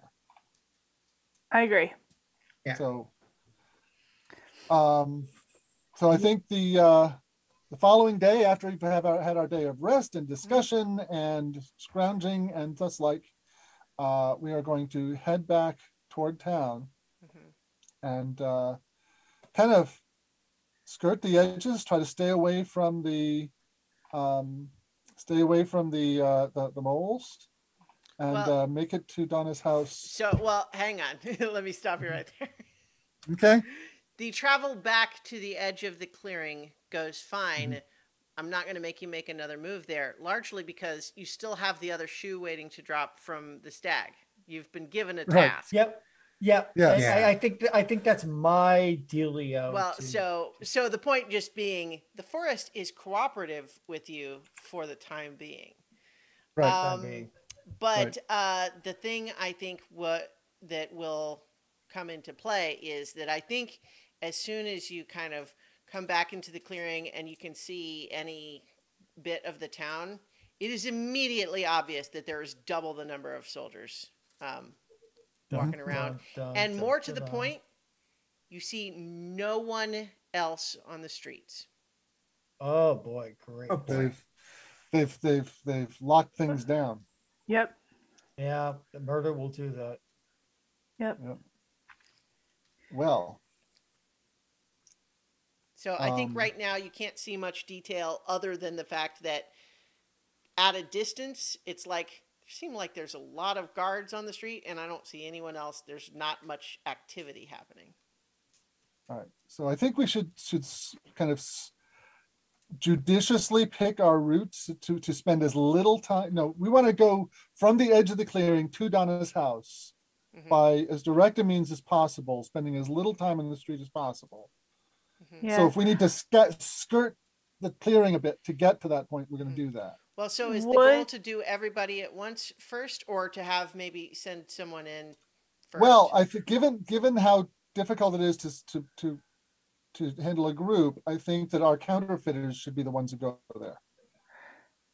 What I was thinking is that we could send Arbin in with the statue as a distraction, because him landing on the roof with this statue is definitely going to cause attention. Yeah. I bad attention, but yeah. I think if Armin's going to do that, he needs a diversion. Or I do it. I wait till night and then drop. Yeah. But these are moles. Yeah, but there'll be less of them on the street at that point. Maybe not. Maybe not. You're right. Yeah. But also, what about? Remember that we attacked at night last time, so they're probably going to have everybody out in force at night too. I think I have to bite the bullet. But on the other hand, me getting up and putting up that statue does draw lots of attention away from everybody else trying to get to where they need to be. It puts me in a pickle, but on the other hand, it gives everybody cover to try to get around. Maybe. I think it's more. Would it be better for? I know I've got counterfeiting, but would it be better for me to go help? Because I can also be like an aerial distraction and help defend. I've got good mobility. I've got the distance weapon. The last time you got into a combat, things didn't go right. I lit a guy on fire. What are you talking about? No, I'm talking about the time before when you actually. Okay, the time before you got hurt. Oh no, that was with Fennec. Right. Yeah. I'd rather you not get beat up. Well, and they also jumped through a window. Yeah. That time I was just running away. The last two times I was in a combat, I was much better. Okay. So I'm just trying to think of how we can give Arbin as much support as possible. I think I'm trying to give you guys support. I think that Arbin, I think you may be taking on more than you can handle. Well, Probably, also remember, we do have the ploy of me being an engineer to assist the forge that could get us through into town more than likely. Especially, I'm not sure. Yeah. Especially if things are locked down now. It could be harder for them to get people to either want to work or just to get supplies in and out of town. Well, that's for certain. If they've locked everything down, then none of the townsfolk are doing anything outside their homes.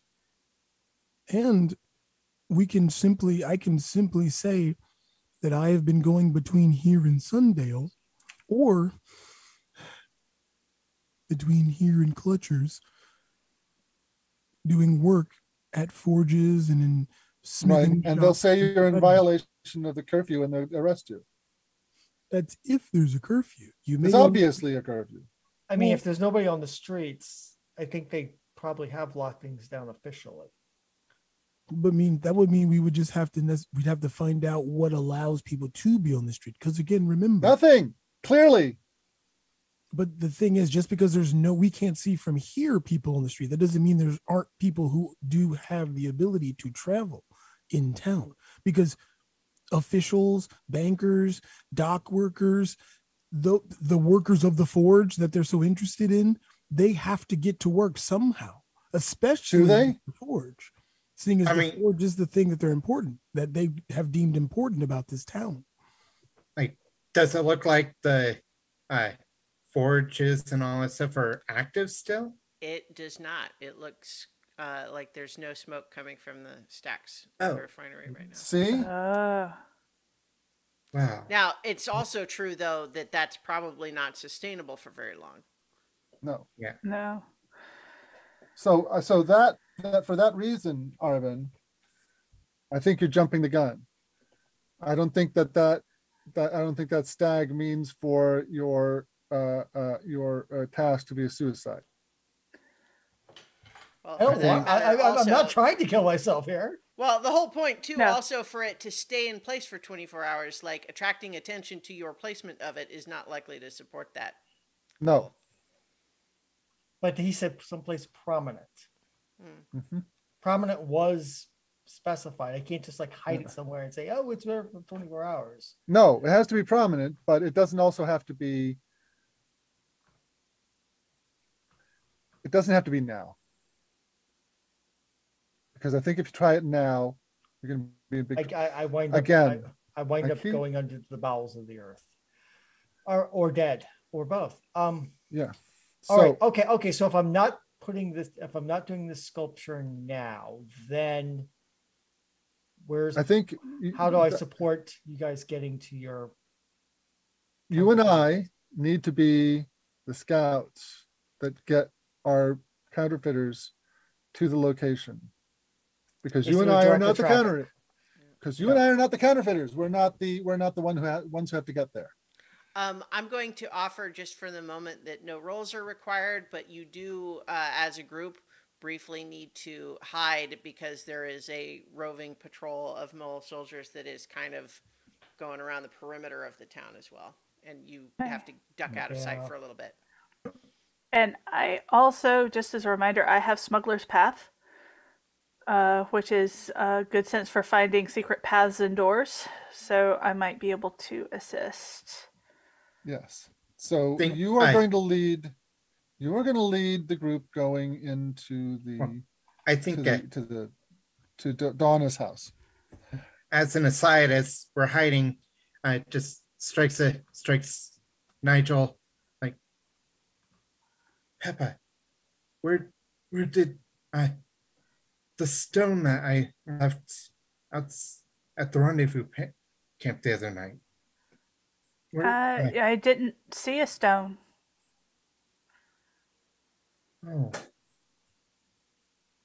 Oh, okay.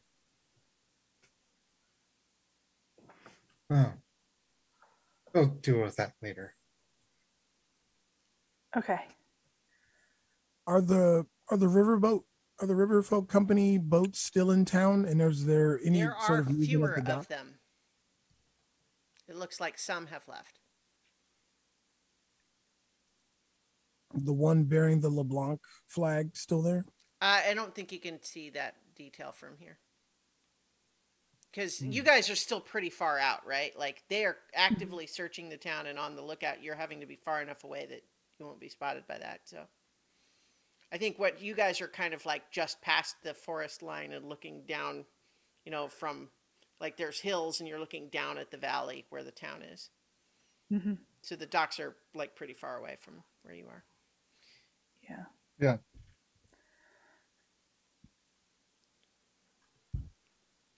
Okay, so do we have a plan? So Lancelot and I scout. Peppa leads. Oh, we've lost. Yeah, it's okay. Just keep going. Yep. Peppa leads the three counterfeiters to the location. What's our exit strategy? What's their exit strategy? So okay, so we get them there. How do we get them back? I'm thinking 3 moves ahead here. Well, I think we're going to have to sneak out as well. That's Yeah, right. But, We wouldn't be able to clear the path for them because we don't know how long it's going to take, and us hanging on the streets in a lockdown whole city sounds like a great idea for us to get arrested. What I'm also going to go ahead and say is, as you are examining this whole thing, it might be a useful opportunity for someone to make a read a tense situation roll. That sounds good. It's got a good roll for that. Because That's yes, this town is currently a tense situation. yeah, that's cunning. Yeah, cunning. I think this is my dealio here. I'll give Yeah. it a shot. That's a 9. Not Okay. Anybody is want to that- help and make it a 10? Yeah. Anyone help? Someone can mark I- exhaustion to give you a +1. I can't afford it. I can't either. Yeah, that's the trick. Yeah, it's like I'll the do it. person with the least exhaustion is the person who just rolled. So Mhm. Yeah. I I'll can't. do it. I'll mark Yeah. I one. can't help Okay, myself. Sure. Yeah. Okay. So with a marked with Clem aiding, you get a 10 for your read a tense situation. Okay, so yeah, the obvious question out of the 3 to ask first is, was the best way through the town?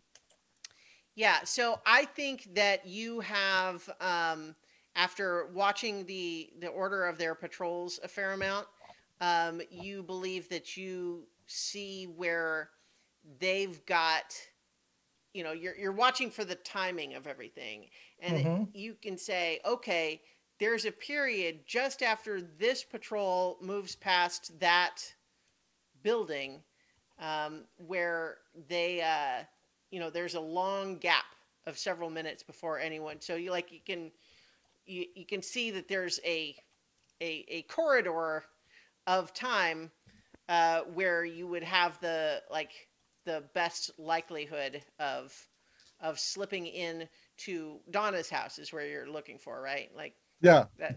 That would be, so you have identified a place that seems to be the most likely way to get in there without being spotted. And so essentially what that means is, if you guys attempt to make use of that window, so to speak, you get a +1 to make the attempt.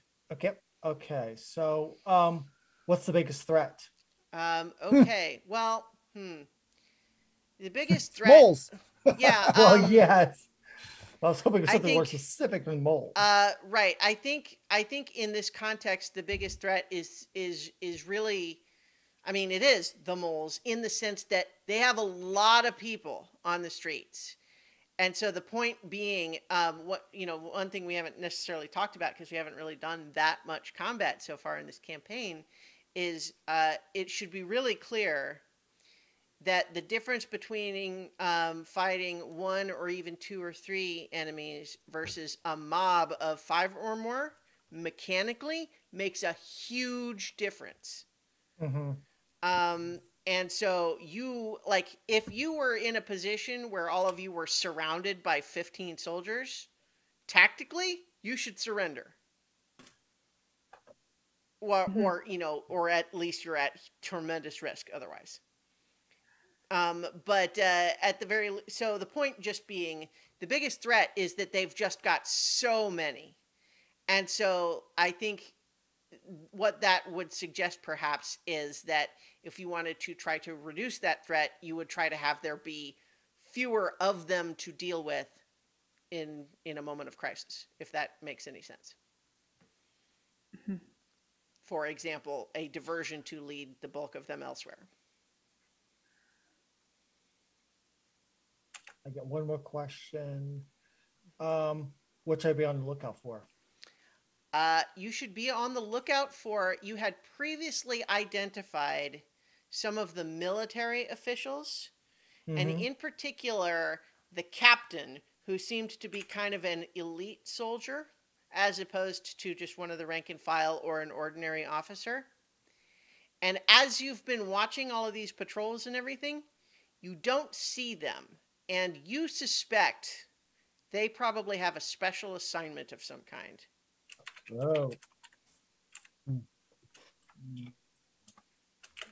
Yeah, they're gonna be a problem.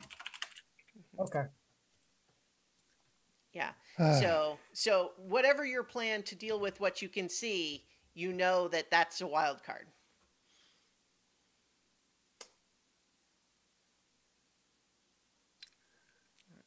But yeah, but nonetheless, you've spotted what you think is going to be your best shot at getting in towards Donna's house without being spotted. Okay.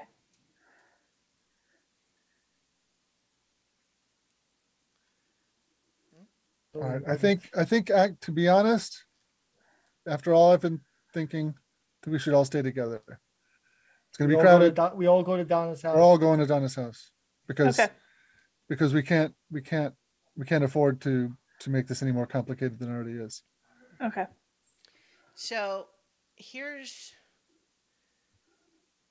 where it gets a little bit tricky, right? Because just the mechanics of this game, like Peppa has the sneak roguish feat, which is perfect for this sort of thing, right? So her by herself, she can do that.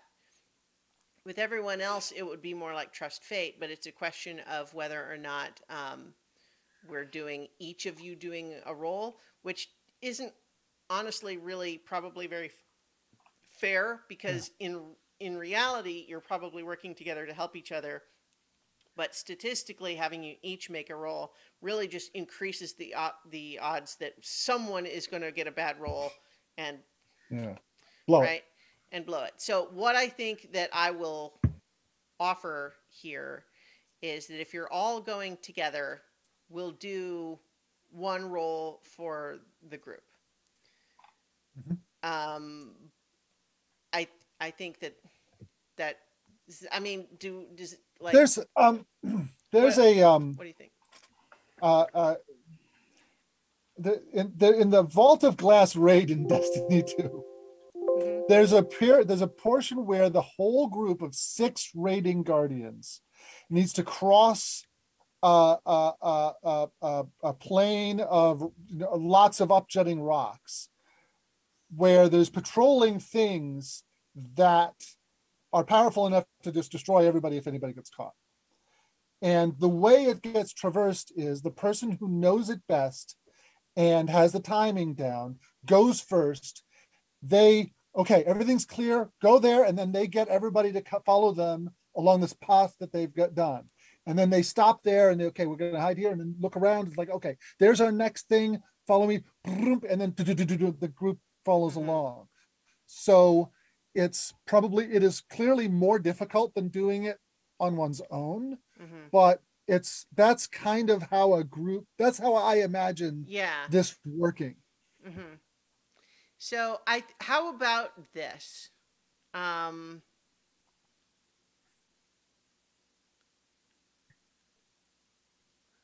will, it can either be a group Trust Fate, or perhaps what we do is we have Peppa individually make a sneak, and then also make make a sneak roll on the basis. Well, no, okay. There's mechanics for this already. So it would be essentially, if she were going to be helping you do your moves, there's a mechanic for that, right? Okay. But what I would say is, because she is the one for whom it's different, like it's a different scenario. Do you have any exhaustion to spare, Peppa, or no? I have 1 exhaustion. Okay. 1 exhaustion to 4. So I'm at 3 of 4. Okay. So what that would just mean is that, like, if you used it for this, you wouldn't have really any to, any, like, you'd be in rough shape. Right. Okay. So how about this? I think that I'm willing to let Peppa make her sneak roll to be, as Nobilis was just describing, the idea that the person who kind of makes their way in, like, carefully, right? And like tells everybody, like gives them the signal, like, okay, come now, that sort of thing.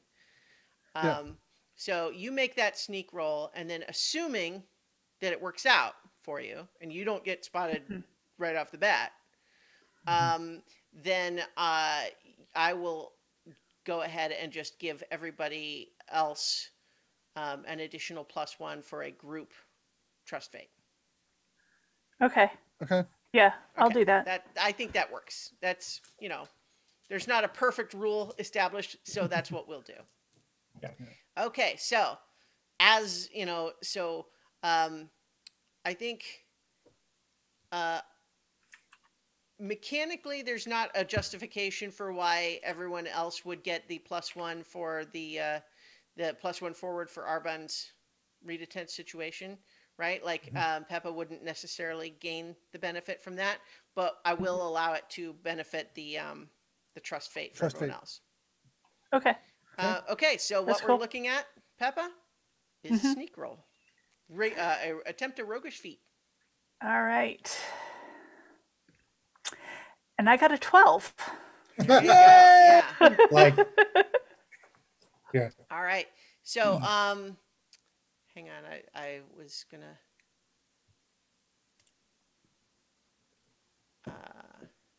High finesse score, yes. Yeah. Okay. Oh, hang on. That's why I was looking at the wrong book. So with attempt a roguish feat, on a 10 means, 10 yeah. plus, yeah, you don't have to mark exhaustion because or anything like or deal with a risk. You accomplish it. So I think you are able to, make use of this window. You get there, you're ahead. You can give everybody from that perspective, you can give everyone else okay, should be good now. So now we're looking at someone making a trust fate roll for the group. You're I'll going to do get a +1 from Arbon's Rita Tent situation, +1 from Peppa's help. So A total of +4. This should be good. yes, with high stakes though. I rolled a 10, so that's a 14. Excellent. Okay, yeah. So with the team effort, you have all made use of this window, and you have made your way up to the back door of Donna's house. You're not inside, but you are currently in a place where you are hidden from the obvious Right. we're like in a outdoors. yeah. So we're in an alley with some barrels or something. Well, no, I think in the it's not quite that dense in this part of town. Okay. It's more like Okay. this is one of the houses that's kind of up on the hillside Okay. a little bit. Okay. So we're in the backyard. Mhm. Maybe there's some hedges and a garden or something like that. Yeah. So yeah, I am I'm going to throw rocks at a window. Dink, dink, dink. Classic. Yeah. Yeah. So pretty soon you see Donna's face in the window. She looks down at you, eyes wide. She nods yeah, you think? She disappears from the window, and then a little bit later, the back door kind of creaks open, and she's just like, Lancelot, what are you doing here? We need your help. We'll pay you. We need to get people off the street and in so we can work on a project. Okay, anyone see you come here? Nope. We're nobody saw us at all. All right. Well, okay. Come in. She bustles you in. Yeah. Kind of does her own looking around before closing the door. Yeah. Right. She just looks at you and just says, "Were you the ones that broke into the longhouse last night? The moles are everywhere." The less you know, the better off you are. All right. So.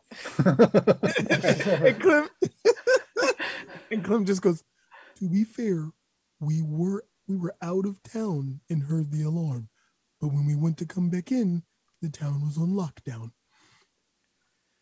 So we need to do some paperwork. All right. And it's best if you don't ask what kind. And we need you and me. We need to make sure that we're not, my friends here aren't interrupted. And I can give you some coins to cover the uh bother of having us under your feet for a while. Um and yeah, this is gonna make things um this is gonna make things worse for the duchy. How about a persuade an NPC roll? Because I think here's the thing.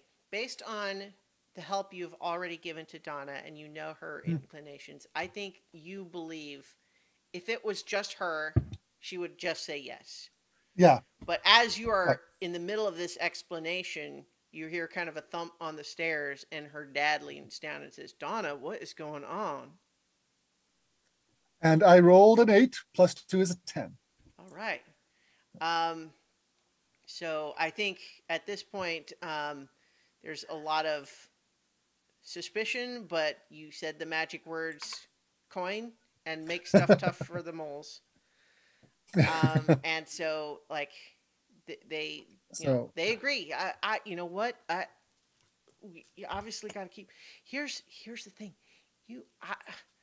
I don't know what y'all got up to, but you're darn lucky that you weren't here yesterday, because you spotted the town, right? Like, everybody's been ordered to stay inside.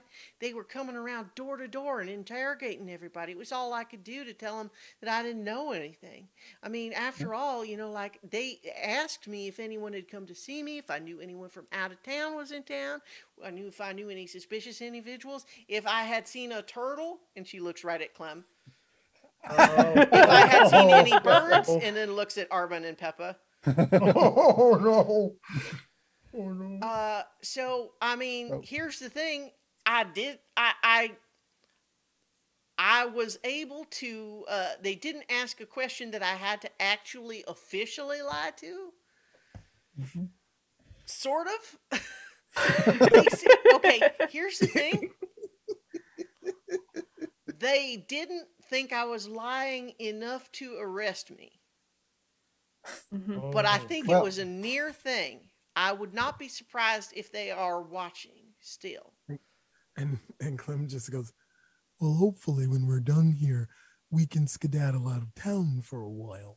And hopefully no one from the river folk notices me. So I mean, yeah. maybe best, like you said, for me to, you don't need to tell me anything, but like, I know what they're accusing you of.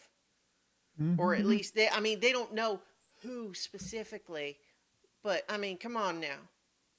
Mm-hmm. Like, I'm not dumb. Yeah. No. Oh yeah. No, you're not dumb. So, but yeah, like, if you need places to lay out papers or work on stuff, mm-hmm. I mean, mm-hmm. Not like we got a lot of other places to be right now. So, you do what you can. If they come to the door, we'll try to run interference as best we can. I don't think they'll come by again today, but I'm glad you came through the back door, because I think they've got themselves set up where they can watch the front. All right. Well, we will be careful not to pass in front of any windows. Yeah. Try and just keep to your regular routine, such as it is when you're locked in your house. And we'll try to keep a low profile and try to keep from making too much noise. All right. Luckily, this activity won't be too noisy. All right. So, you don't know her dad as well. He does eventually introduce himself. His name is Humphrey, and explains that, like, he has not personally, because you see he's got a leg that was broken and didn't heal quite right, so he's got a pretty substantial limp, and he explains, I'm not in much shape to feel like I can do much myself to resist the moles, but like, it's been just killing me knowing that they're just taking over everything I ever cared about, and I didn't know what I could do. So, like, you know, Well, giving you a there place is for this. actually Hmm? there is something you could do. Hmm? Once we're done with these papers, we need to have them discovered. And I don't want to throw any suspicion on you because you already helped us a great deal. But having a place where something could be found would be a useful thing, especially if we could bring it elsewhere, and because we want it to look like is that these papers were left behind by thieves who didn't know what they had. So now if you don't know of anything yourself, maybe another person we could ask, and here's me asking the DM to make up yet another NPC. But you know what? My first thought was I couldn't think of any place that they wouldn't have looked already, because they've been turning the town upside down all day yesterday. But here's the thing, that's not easy to turn upside down is a mine shaft. That's Now, a real good point. I haven't been working lately, but I certainly know the people who are still over there, and everybody's locked down right now, but they can't be like that forever. Right. Eventually they want their iron. They're going to need to send us back down in the hole. Are we like in the miners' neighborhood? Like we're not that far from the mine itself? Near enough, yeah. This place is not so big that there's like individual districts. It's right. Yeah, but people tend to live a little closer to where so they were. it is true that the people. So what you have in this town is you have the valley where there's like the center of town, like the main street area, and then there's the area that's the docks that's a little ways off down by the coast. But then you have a lot of people that are a little bit more spread out up the hillsides, right? Okay. And it is true that the miners tend to be the ones living up on the hillsides because that's where they're going. Okay. They don't have as far to walk. Right. Okay. So. To remind, we know someone who is a miner. Albert Albert Brambletov. Why don't we? I think we'll talk to him about a good place to have these discovered. I think he'd be the best person to talk to. But right now, well, for just that need some matter, time to work. If he's a minor, theoretically, all you need to do is get him to him and have him have some sort of an excuse for why he found him. You don't even need to necessarily get him into the mine. That's a real good point. He can say, "Hey, look what I found down the mine," and then just have him in his hands. That would be that would be a good explanation. Because, someone finding something of not of value, and they're moving quickly could have just chucked it down the mine. All right, so let's get working. All right. And by let's, I mean you. Sure. Yeah, those things. All right. So what I'll say is the amount of documents that you're doing and the delicacy of the paperwork and everything, if you want to do the full batch, so to speak, in your one primary, the others assisting method, right? That's going to take pretty much all day. So if that's how you want to approach it. Is that the plan? Okay. Yep. All right. Sounds good to me. Okay. Which one of us shall be primary? Well, once again, this is going to be an attempt to roguish feat move. And remember also that, this is the same mechanic. Whoever's got the least amount of exhaustion, because other people are going to be paying it in order to help. Because to aid, you still do need to be able to mark exhaustion. Yeah. I've got 3 exhaustion, but I also roll 3 finesse. So okay, it's cunning, isn't it?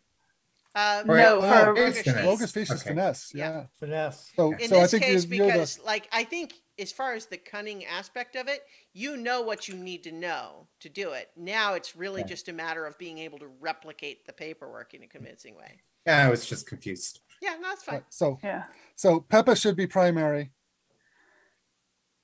with the best bonus, and then the other two ready to assist. So, and once again, the goal here, what you're doing is essentially, as much as possible, duplicating the existing correct paperwork, but just with small different changes that are going to mess things up. Like Right. changing Yeah. delivery addresses or dates or volumes or things like that that are going to be, someone's going to show up and say, wait, you've delivered me 10 times as much as I was supposed to get. I can't do all this. I can't pay for all of that. Or, you know, hey, why didn't my delivery come? And they say, hey, we delivered it. It's like, where? It's not here. Like that sort of thing. Yeah, exactly. Exactly. Yeah. Okay. So just to be clear that, I wanted to understand that's the type of counterfeiting you're doing. Yeah. Which in some ways is easier because like you have to sort of decide what change to make, but you can more or less say, I am replicating this document perfectly except for changing some of the numbers. You know? Yep. Okay. So let's get an attempt a roguish feat move. I got an 8. Okay. So Ooh. If you guys we both have- mark, we can make that a 10. Yeah, if you both assist. And with this would be all of it together? Yeah. Yep, that would be for the whole Yeah. shebang. Okay. I'll use my last exhaustion. Yeah, that's the same Well, for so me. so it's Clem and Nigel that also have it. Is that right? Yep. Yeah. Yeah. Okay. So you're both marking exhaustion. Yep. Yep. Okay. So you're both aiding, and that takes that 8 to a 10, right? Yep. Yep. Yeah. All right. So I think that Ooh. with the three of you working in close concert, you're all exhausted because you had a busy day, and then like the follow up, the rest day was still like in the woods with a lot going on and trying to forage for some supplies. Like you're pretty still having this is a lot going on, so you're pretty tired, but you have spent your time doing something important, and so you now have you have the collection of documents that's the real stuff, and you have the collection of documents that is could easily be mistaken for the real stuff, except for the fact that some of it is incorrect. Not in a like spottable way, but just like details changed. Yeah. Right. Yeah. Right. And So now, Hey. do we want to mix these together or just we do- definitely want to mix them together. Yeah. Yeah. We want, okay, you know what I'm going to do? I'm going to take this bundle of papers we got, and throw it in the air Well, so here's the question. inside the Can't house. have two Would you copies rather of it be the case that they have two copies and have to say which one is real, or would No, you rather it because be the all case? they need is one inaccuracy in one to be able to knock out the whole thing. So I want it to be all one big bundle.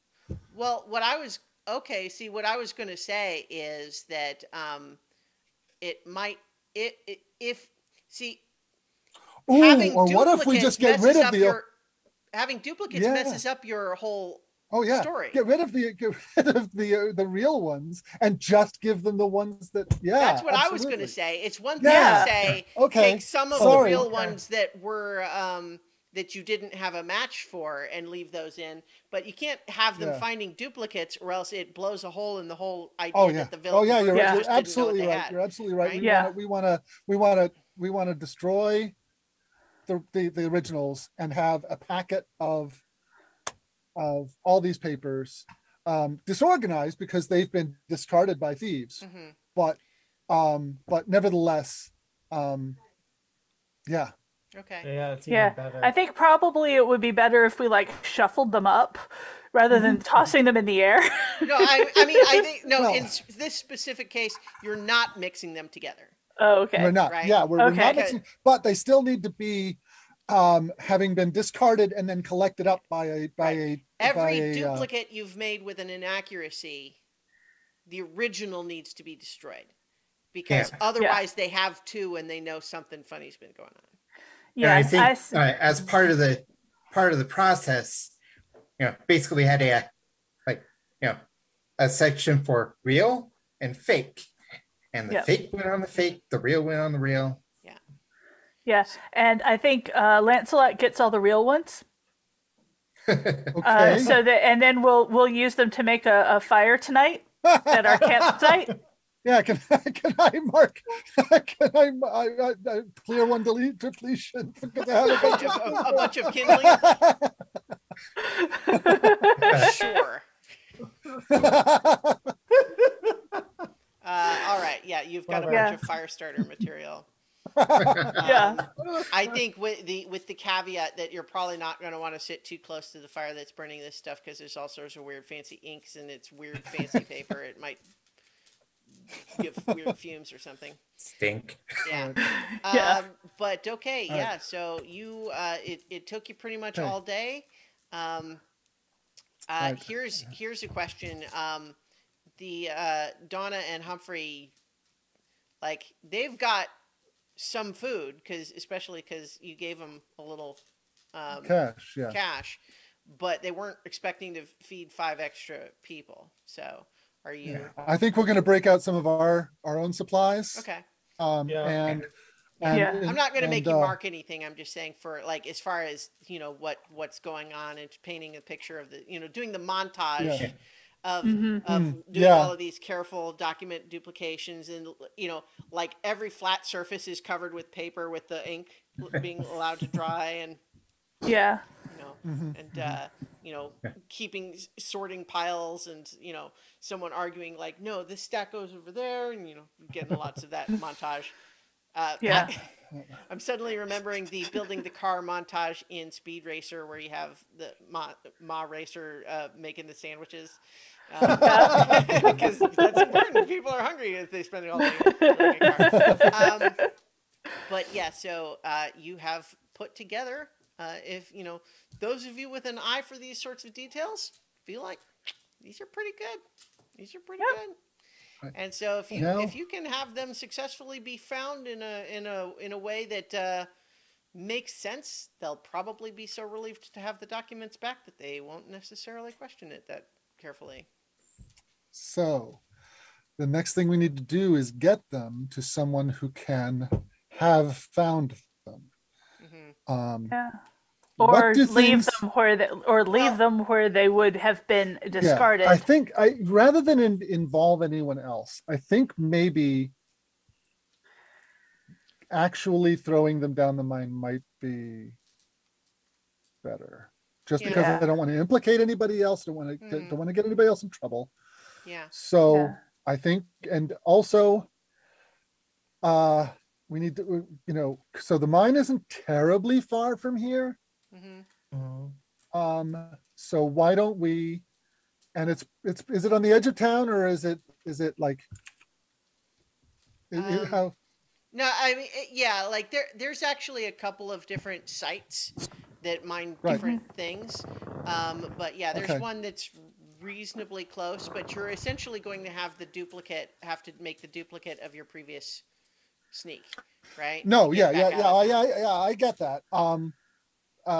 We're gonna have to sneak back out, but I'm thinking that we pick a spot where from there getting back to the trees is Well, not. And what Humphrey says is, like, that's a great idea, but especially if you, like, I can tell you a basic description of a place, and if you and I know that that's where they are, then the next chance that I get an opportunity to talk to any of my friends that are still mining, I tell them, Right. gosh, I wonder if some burglars might have left something in that particular shaft. Maybe you ought to go look.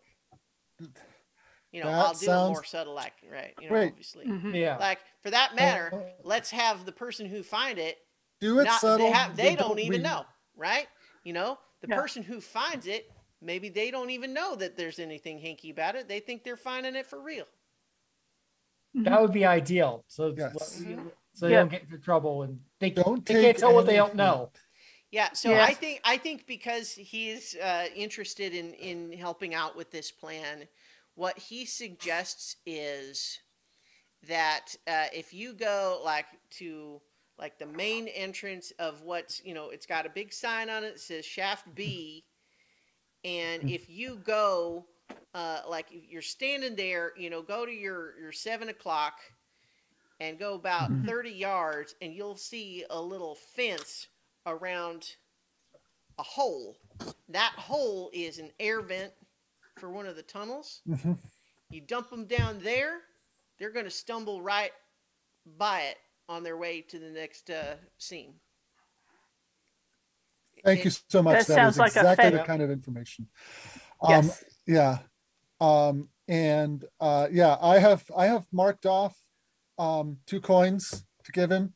He didn't ask for it, but I'm going to say, this is for your trouble. Well, so for- the agreement in previous, like what, the persuaded NPC implied you had offered. So he didn't ask, but yeah, it was understood that you would, yeah. But, so I marked off 2 coins to give him. Okay. You've Thank you so much. And hopefully we can get out clean, and then we'll see what happens. But we're going to be hiding out for a while, so you won't see us for a while. Okay. Don't worry about us. We'll be fine.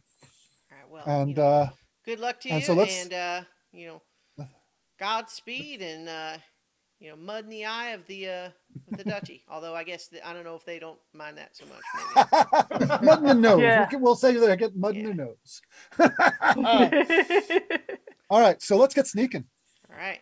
So I think we'll just repeat what we did the last time, which is that Peppa, you can sort of make the initial sneak to make sure that the path is clear, and then sort of give everybody else the signal.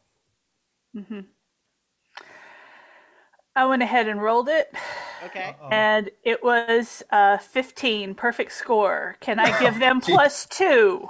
No, unfortunately not. I don't think so. Yeah. But And we don't have the +1. We don't have the +1 from the read No, the 10 situation. I think the your the information's still good. Yeah, it's like it's still It's still valid. Okay, good. Okay. So it's at least as far as they don't seem to have changed up their patrol pattern. Yeah. As far as you can Yeah, tell. I was So gonna say, that's like, the information should be good because they have Probably. no one alerted the guard. yeah. Right. And besides, changing the alert pattern requires forms filed in triplicate. and signed off by the captain who was busy doing something else. Well, yeah. I mean, no. So technically, it would actually be the brigadier who would be in charge of that. But, Okay, so what bonus Yeah. am I got? 2 for my luck, 1 for the read a 10 situation, yeah. So and 1 for Peppa, so I got a +4. Mhm. Okay, so basically, don't roll a 2. And I got 11. So okay. 15. So this has gotten you back out to the edge of town. I don't think you were headed straight for the mine because you're trying to use that particular window in the patrols, right? So you Right, can right, get right. to the mine, you think, from where you are, but like that's you're kind of you're nearby, you know how to get there. But you don't know that the mine might not itself be guarded. That's true. But the ventilation shaft probably is not as So guarded as the I entrance think the is. first priority was get away from Donna's house without being spotted, right? Yeah. Yes, So that was, so in was the that thing. sense, And the you thing were about delivering the delivering the papers Mhm. doesn't need to be all of us. True. We've gotten to a safe spot. Peppa, if you can deliver the papers to the mine shaft, perhaps by flying, then we can call this operation complete. Okay. Or you can sneak on foot. I mean, Well, this is I'm not the expert on this. It's complete with the caveat that you still nothing will happen until they open the mines back up, Right. and you don't That's really right. have any control over that at the point. Right, but we're gonna be going out and we're gonna be delayed for a while anyways. So Yep. Um, yeah, we've got a lot of a lot of stuff to clear. So And- what and I'll say, no good places to do it. yeah, and what I'll kind of toss out. Well, maybe this is a little premature, but one thing that I will, I guess, remind you of in terms of this broader mission that you're on for Sundell, right, is that it's one thing to substantively delay the duchy's plans, but if you can't prove that to anybody, Oh yeah, we need to see the results. yeah. So unless you have some way to show that that is the case, it won't have any effect Oh on yeah. the Marcus 8. Oh yeah. Oh, I'm not saying that we're going to turn around and go back to Sundell. No, Yeah. I'm just reminding you that Mhm. part of your mission is not just slowing down the duchy, which, let me be clear, you have done, but you need to be able to prove that to a third party. We Right. we could not use the paperwork as kindling until we show it to the person who hired us. That we definitely could use it that way. Yes. That's yeah. So I love that because for one, it's like we established that information would be valuable to someone, right? And so not destroying it. So it's simultaneously something that could gain you additional value, but also is extremely incriminating should you be captured. Yes. Yes. That is also Yes. correct. Yep. Yep. Yeah. So, but yes, I think if Peppa wants to try to deliver these Yeah. these papers to that hole, once again, that's going to be a sneak roll. But you You don't have to worry about sneaker. everybody else sneaking. Yeah. This one I did not pre-roll, so Alright. that's an 11. Okay. So I roll high when it matters. Yeah, so I think that right now we're seeing the sun start to sink below the horizon. We're still at that sort of twilight hour. As you get a little closer over to the mine, you see that there are, in fact, some guards there. But you are a very sneaky individual, and you are able to, when they are looking the other way, you sort of swoop down over that hole and then look out below this satchel full of papers. Well, here's the question: are they all just like? Do you have them? Are you putting them in a satchel? Or are they just dumping a whole stack of pages? I think just loose pages would be even more bollocksome. Yeah. Well, that's if they get down the vent, right? Because we don't know if it's a straight air vent or if it's curved for some reason.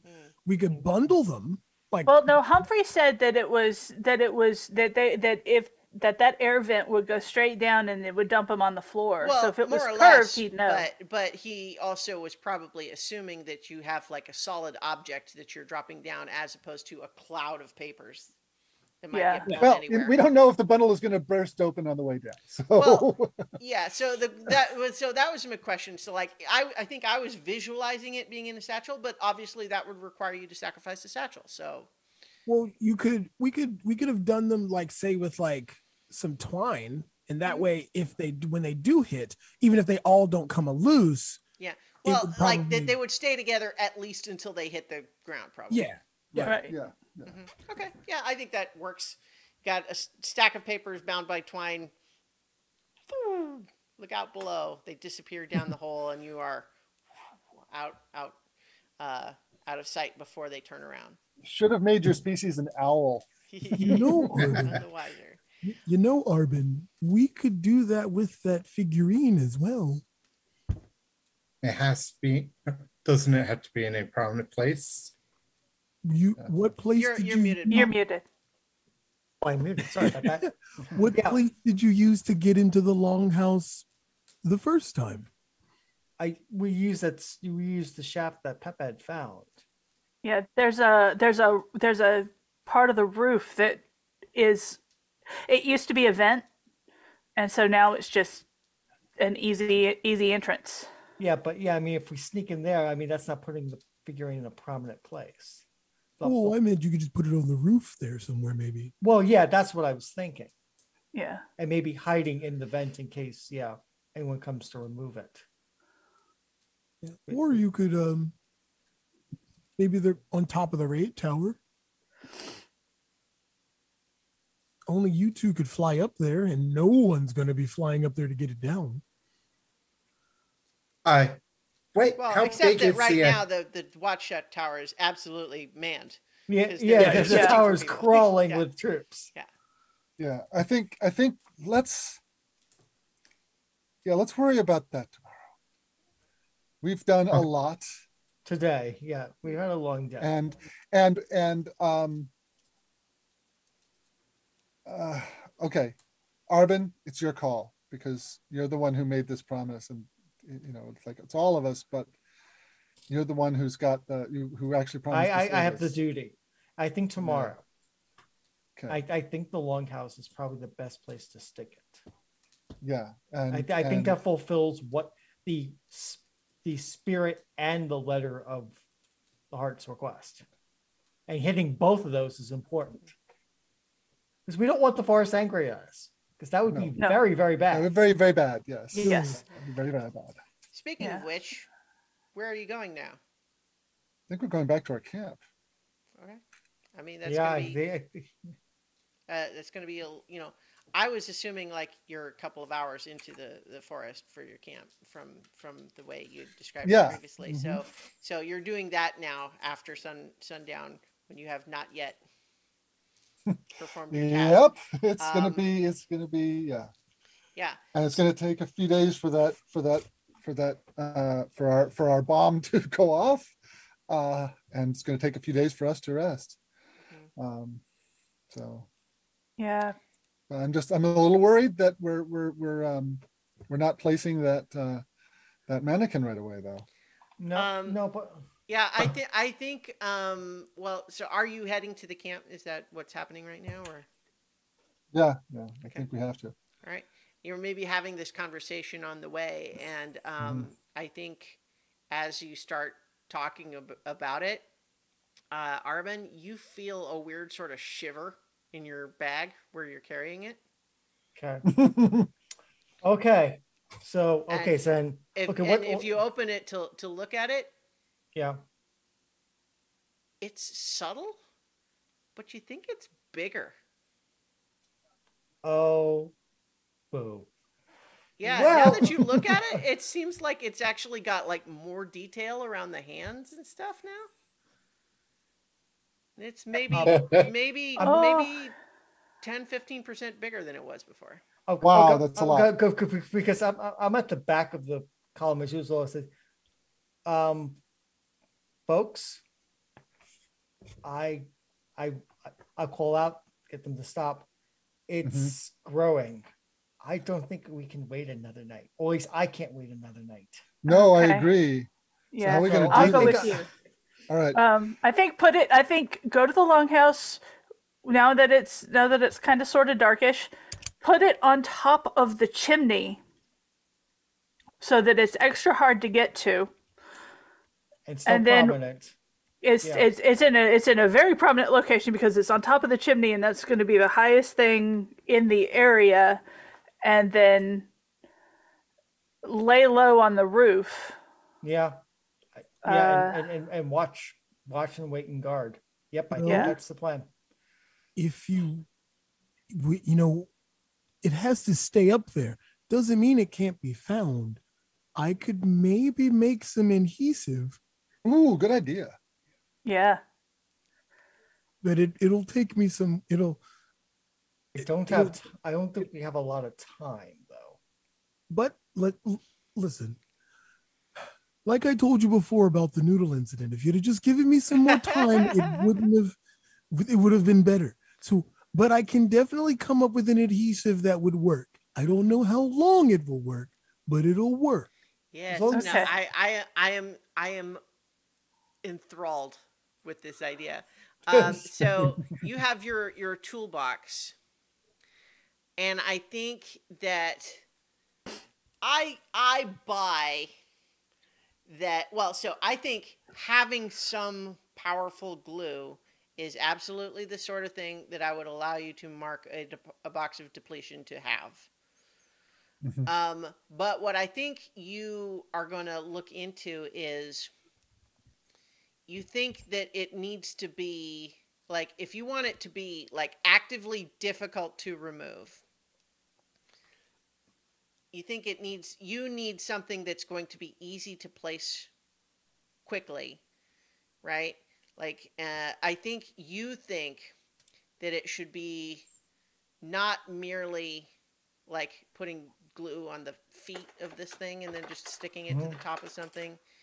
You think it should have like multiple points of attachment and all that. So, I think that as far as the conditions for your toolbox move, gosh, well, what do I think you need? Yeah. Okay, I think.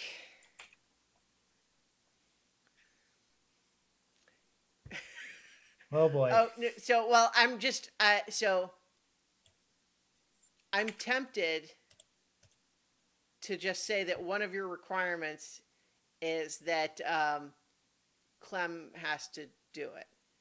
Oh no. It can't. You have to Because get Clem up there.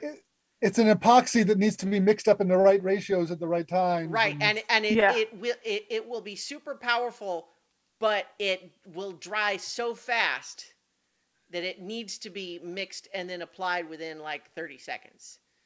Yeah. Yeah, absolutely. Is the statue something that I could carry Oh yeah, I mean and it's fly it's, up it's and like, fly up? Yeah, it's like a foot tall. Yeah. So if Arbin can carry Clem, I can carry the statue. Can Clem Arvin carry is Clem? specifically heavy, like mechanically, Yeah. he's heavy. Yeah. So Clem, I know. Clem's, Yeah. Clem's like, well, I don't know if you could lift me when I'm fully loaded, but if I empty out my shell and leave my toolbox here and only have the stuff for the adhesive, maybe you can do it then. Can Arbin lift Clem unloaded? You know what that sounds to me like is a roll of some kind. Yeah. You're saying a trust fate roll? All right, Well, guys, it's 10 Yeah. o'clock. Can we I can think- we do yes, this so. this scheme next time? I think so. I think that that's what we're looking at here is Oh, boy. you have discovered a way that you think, Clem, that this glue applied to this little wooden figure, you could attach it to the roof of the longhouse in a way that would be very difficult to remove, but only if it's, like you're able to apply it and mix everything within about 30 seconds there in place. And so figuring out how to get you there is something we will have to resolve next time. Now, just as a programming note for anyone watching at home, we are going to be playing a different game for the next 2 weeks. Nobilis, I'm gesturing in the Yes. wrong direction, is going to be running a game of Tales from the Loop. Yes. And that'll be If you very have, exciting. if you've seen the Netflix series, that's going to be a good intro to the kinds of things that happen. Yes. It's and It's yeah, kind of we'll s- alternate present sci-fi, sort of. no, it's kind of set in the 70s. Well, kind of, except that it's also got like future stuff that we don't have. Oh, And yeah. weird The science. 70s that never was. It's an alternate 70s. Yeah. Yes, fair enough. So, in any case, we're going to be playing that, but we also have session moves for this yes, session. So, does anyone have a drive that they feel like they've accomplished in this session? Would anti-militarist still apply? I don't think so because you haven't Not actually yet. completed Yeah. Yeah. The Yeah. bomb hasn't gone off. Okay. Yeah, I'll buy that. Yeah, you are in progress with doing another, another Yeah. feat to blow, Um, blow to the plans of the day. But it's not yet taken place. I feel like both Clean Paws and development are close to triggering. Yeah, so like Well- Clean Paws it's the same thing in the sense is that it hasn't actually worked yet. Yeah. You have accomplished all the pieces so far without getting caught, but the job is not done yet. I have mysteries. Advance when you discover the truth behind strange phenomena or goings on within a clearing. Would that pertain to why the duchy is actually here, which would be the mine and its specific metal that it can produce? You know what? I'll say yes. I buy that. That is a big part of why the duchy is here, is that they wanted to not merely claim but also understand why iron vein iron is better than other iron. So sure. My initial thought was like mysteries is like you also all encountered a weird mystical stag who's given you a mission of There's unknown that. purpose. Yeah, but Yeah. we don't know the truth behind that yet. So Yeah. As an anime fan, I just want to say, don't cut its head off, because I don't need a giant headless god of death roaming through the forest, heading toward. Yeah, Just that so and you know. the possible drowning that might result as well. Well, and also the fact that you have been asked to place a Blair Witch idol in the middle of town for 24 hours. Yeah, that's gonna Yeah. be interesting. So we'll find out, I guess. The other session move, of course, is that if anyone had any other adjustments to like your drives or your connections or anything like that that you wanted to make. So I feel like I need to, either need to find that stone I left, or have some continuing story modification to the connection with Peppa.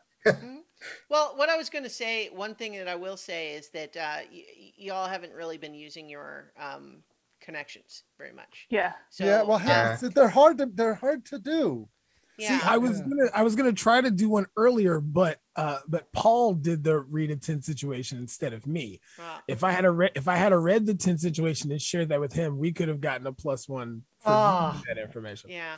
So that's something that maybe before next session we'll revisit those connections just to see if there are others that would make more sense or be more mechanically useful in addition to just being story interesting. Okay, so I think we'll leave it there for now. Thank you everybody for listening and or watching, and check in with us next week for Tales of the Loop, and we'll be back with Root In January. Yes. So obviously we're playing Tales from the Loop the next 2 weeks. Christmas Day will be off, but then January 1st we're planning to be back with Root. So thank you everybody. Hey. On so many levels. Yay! Thank you on so many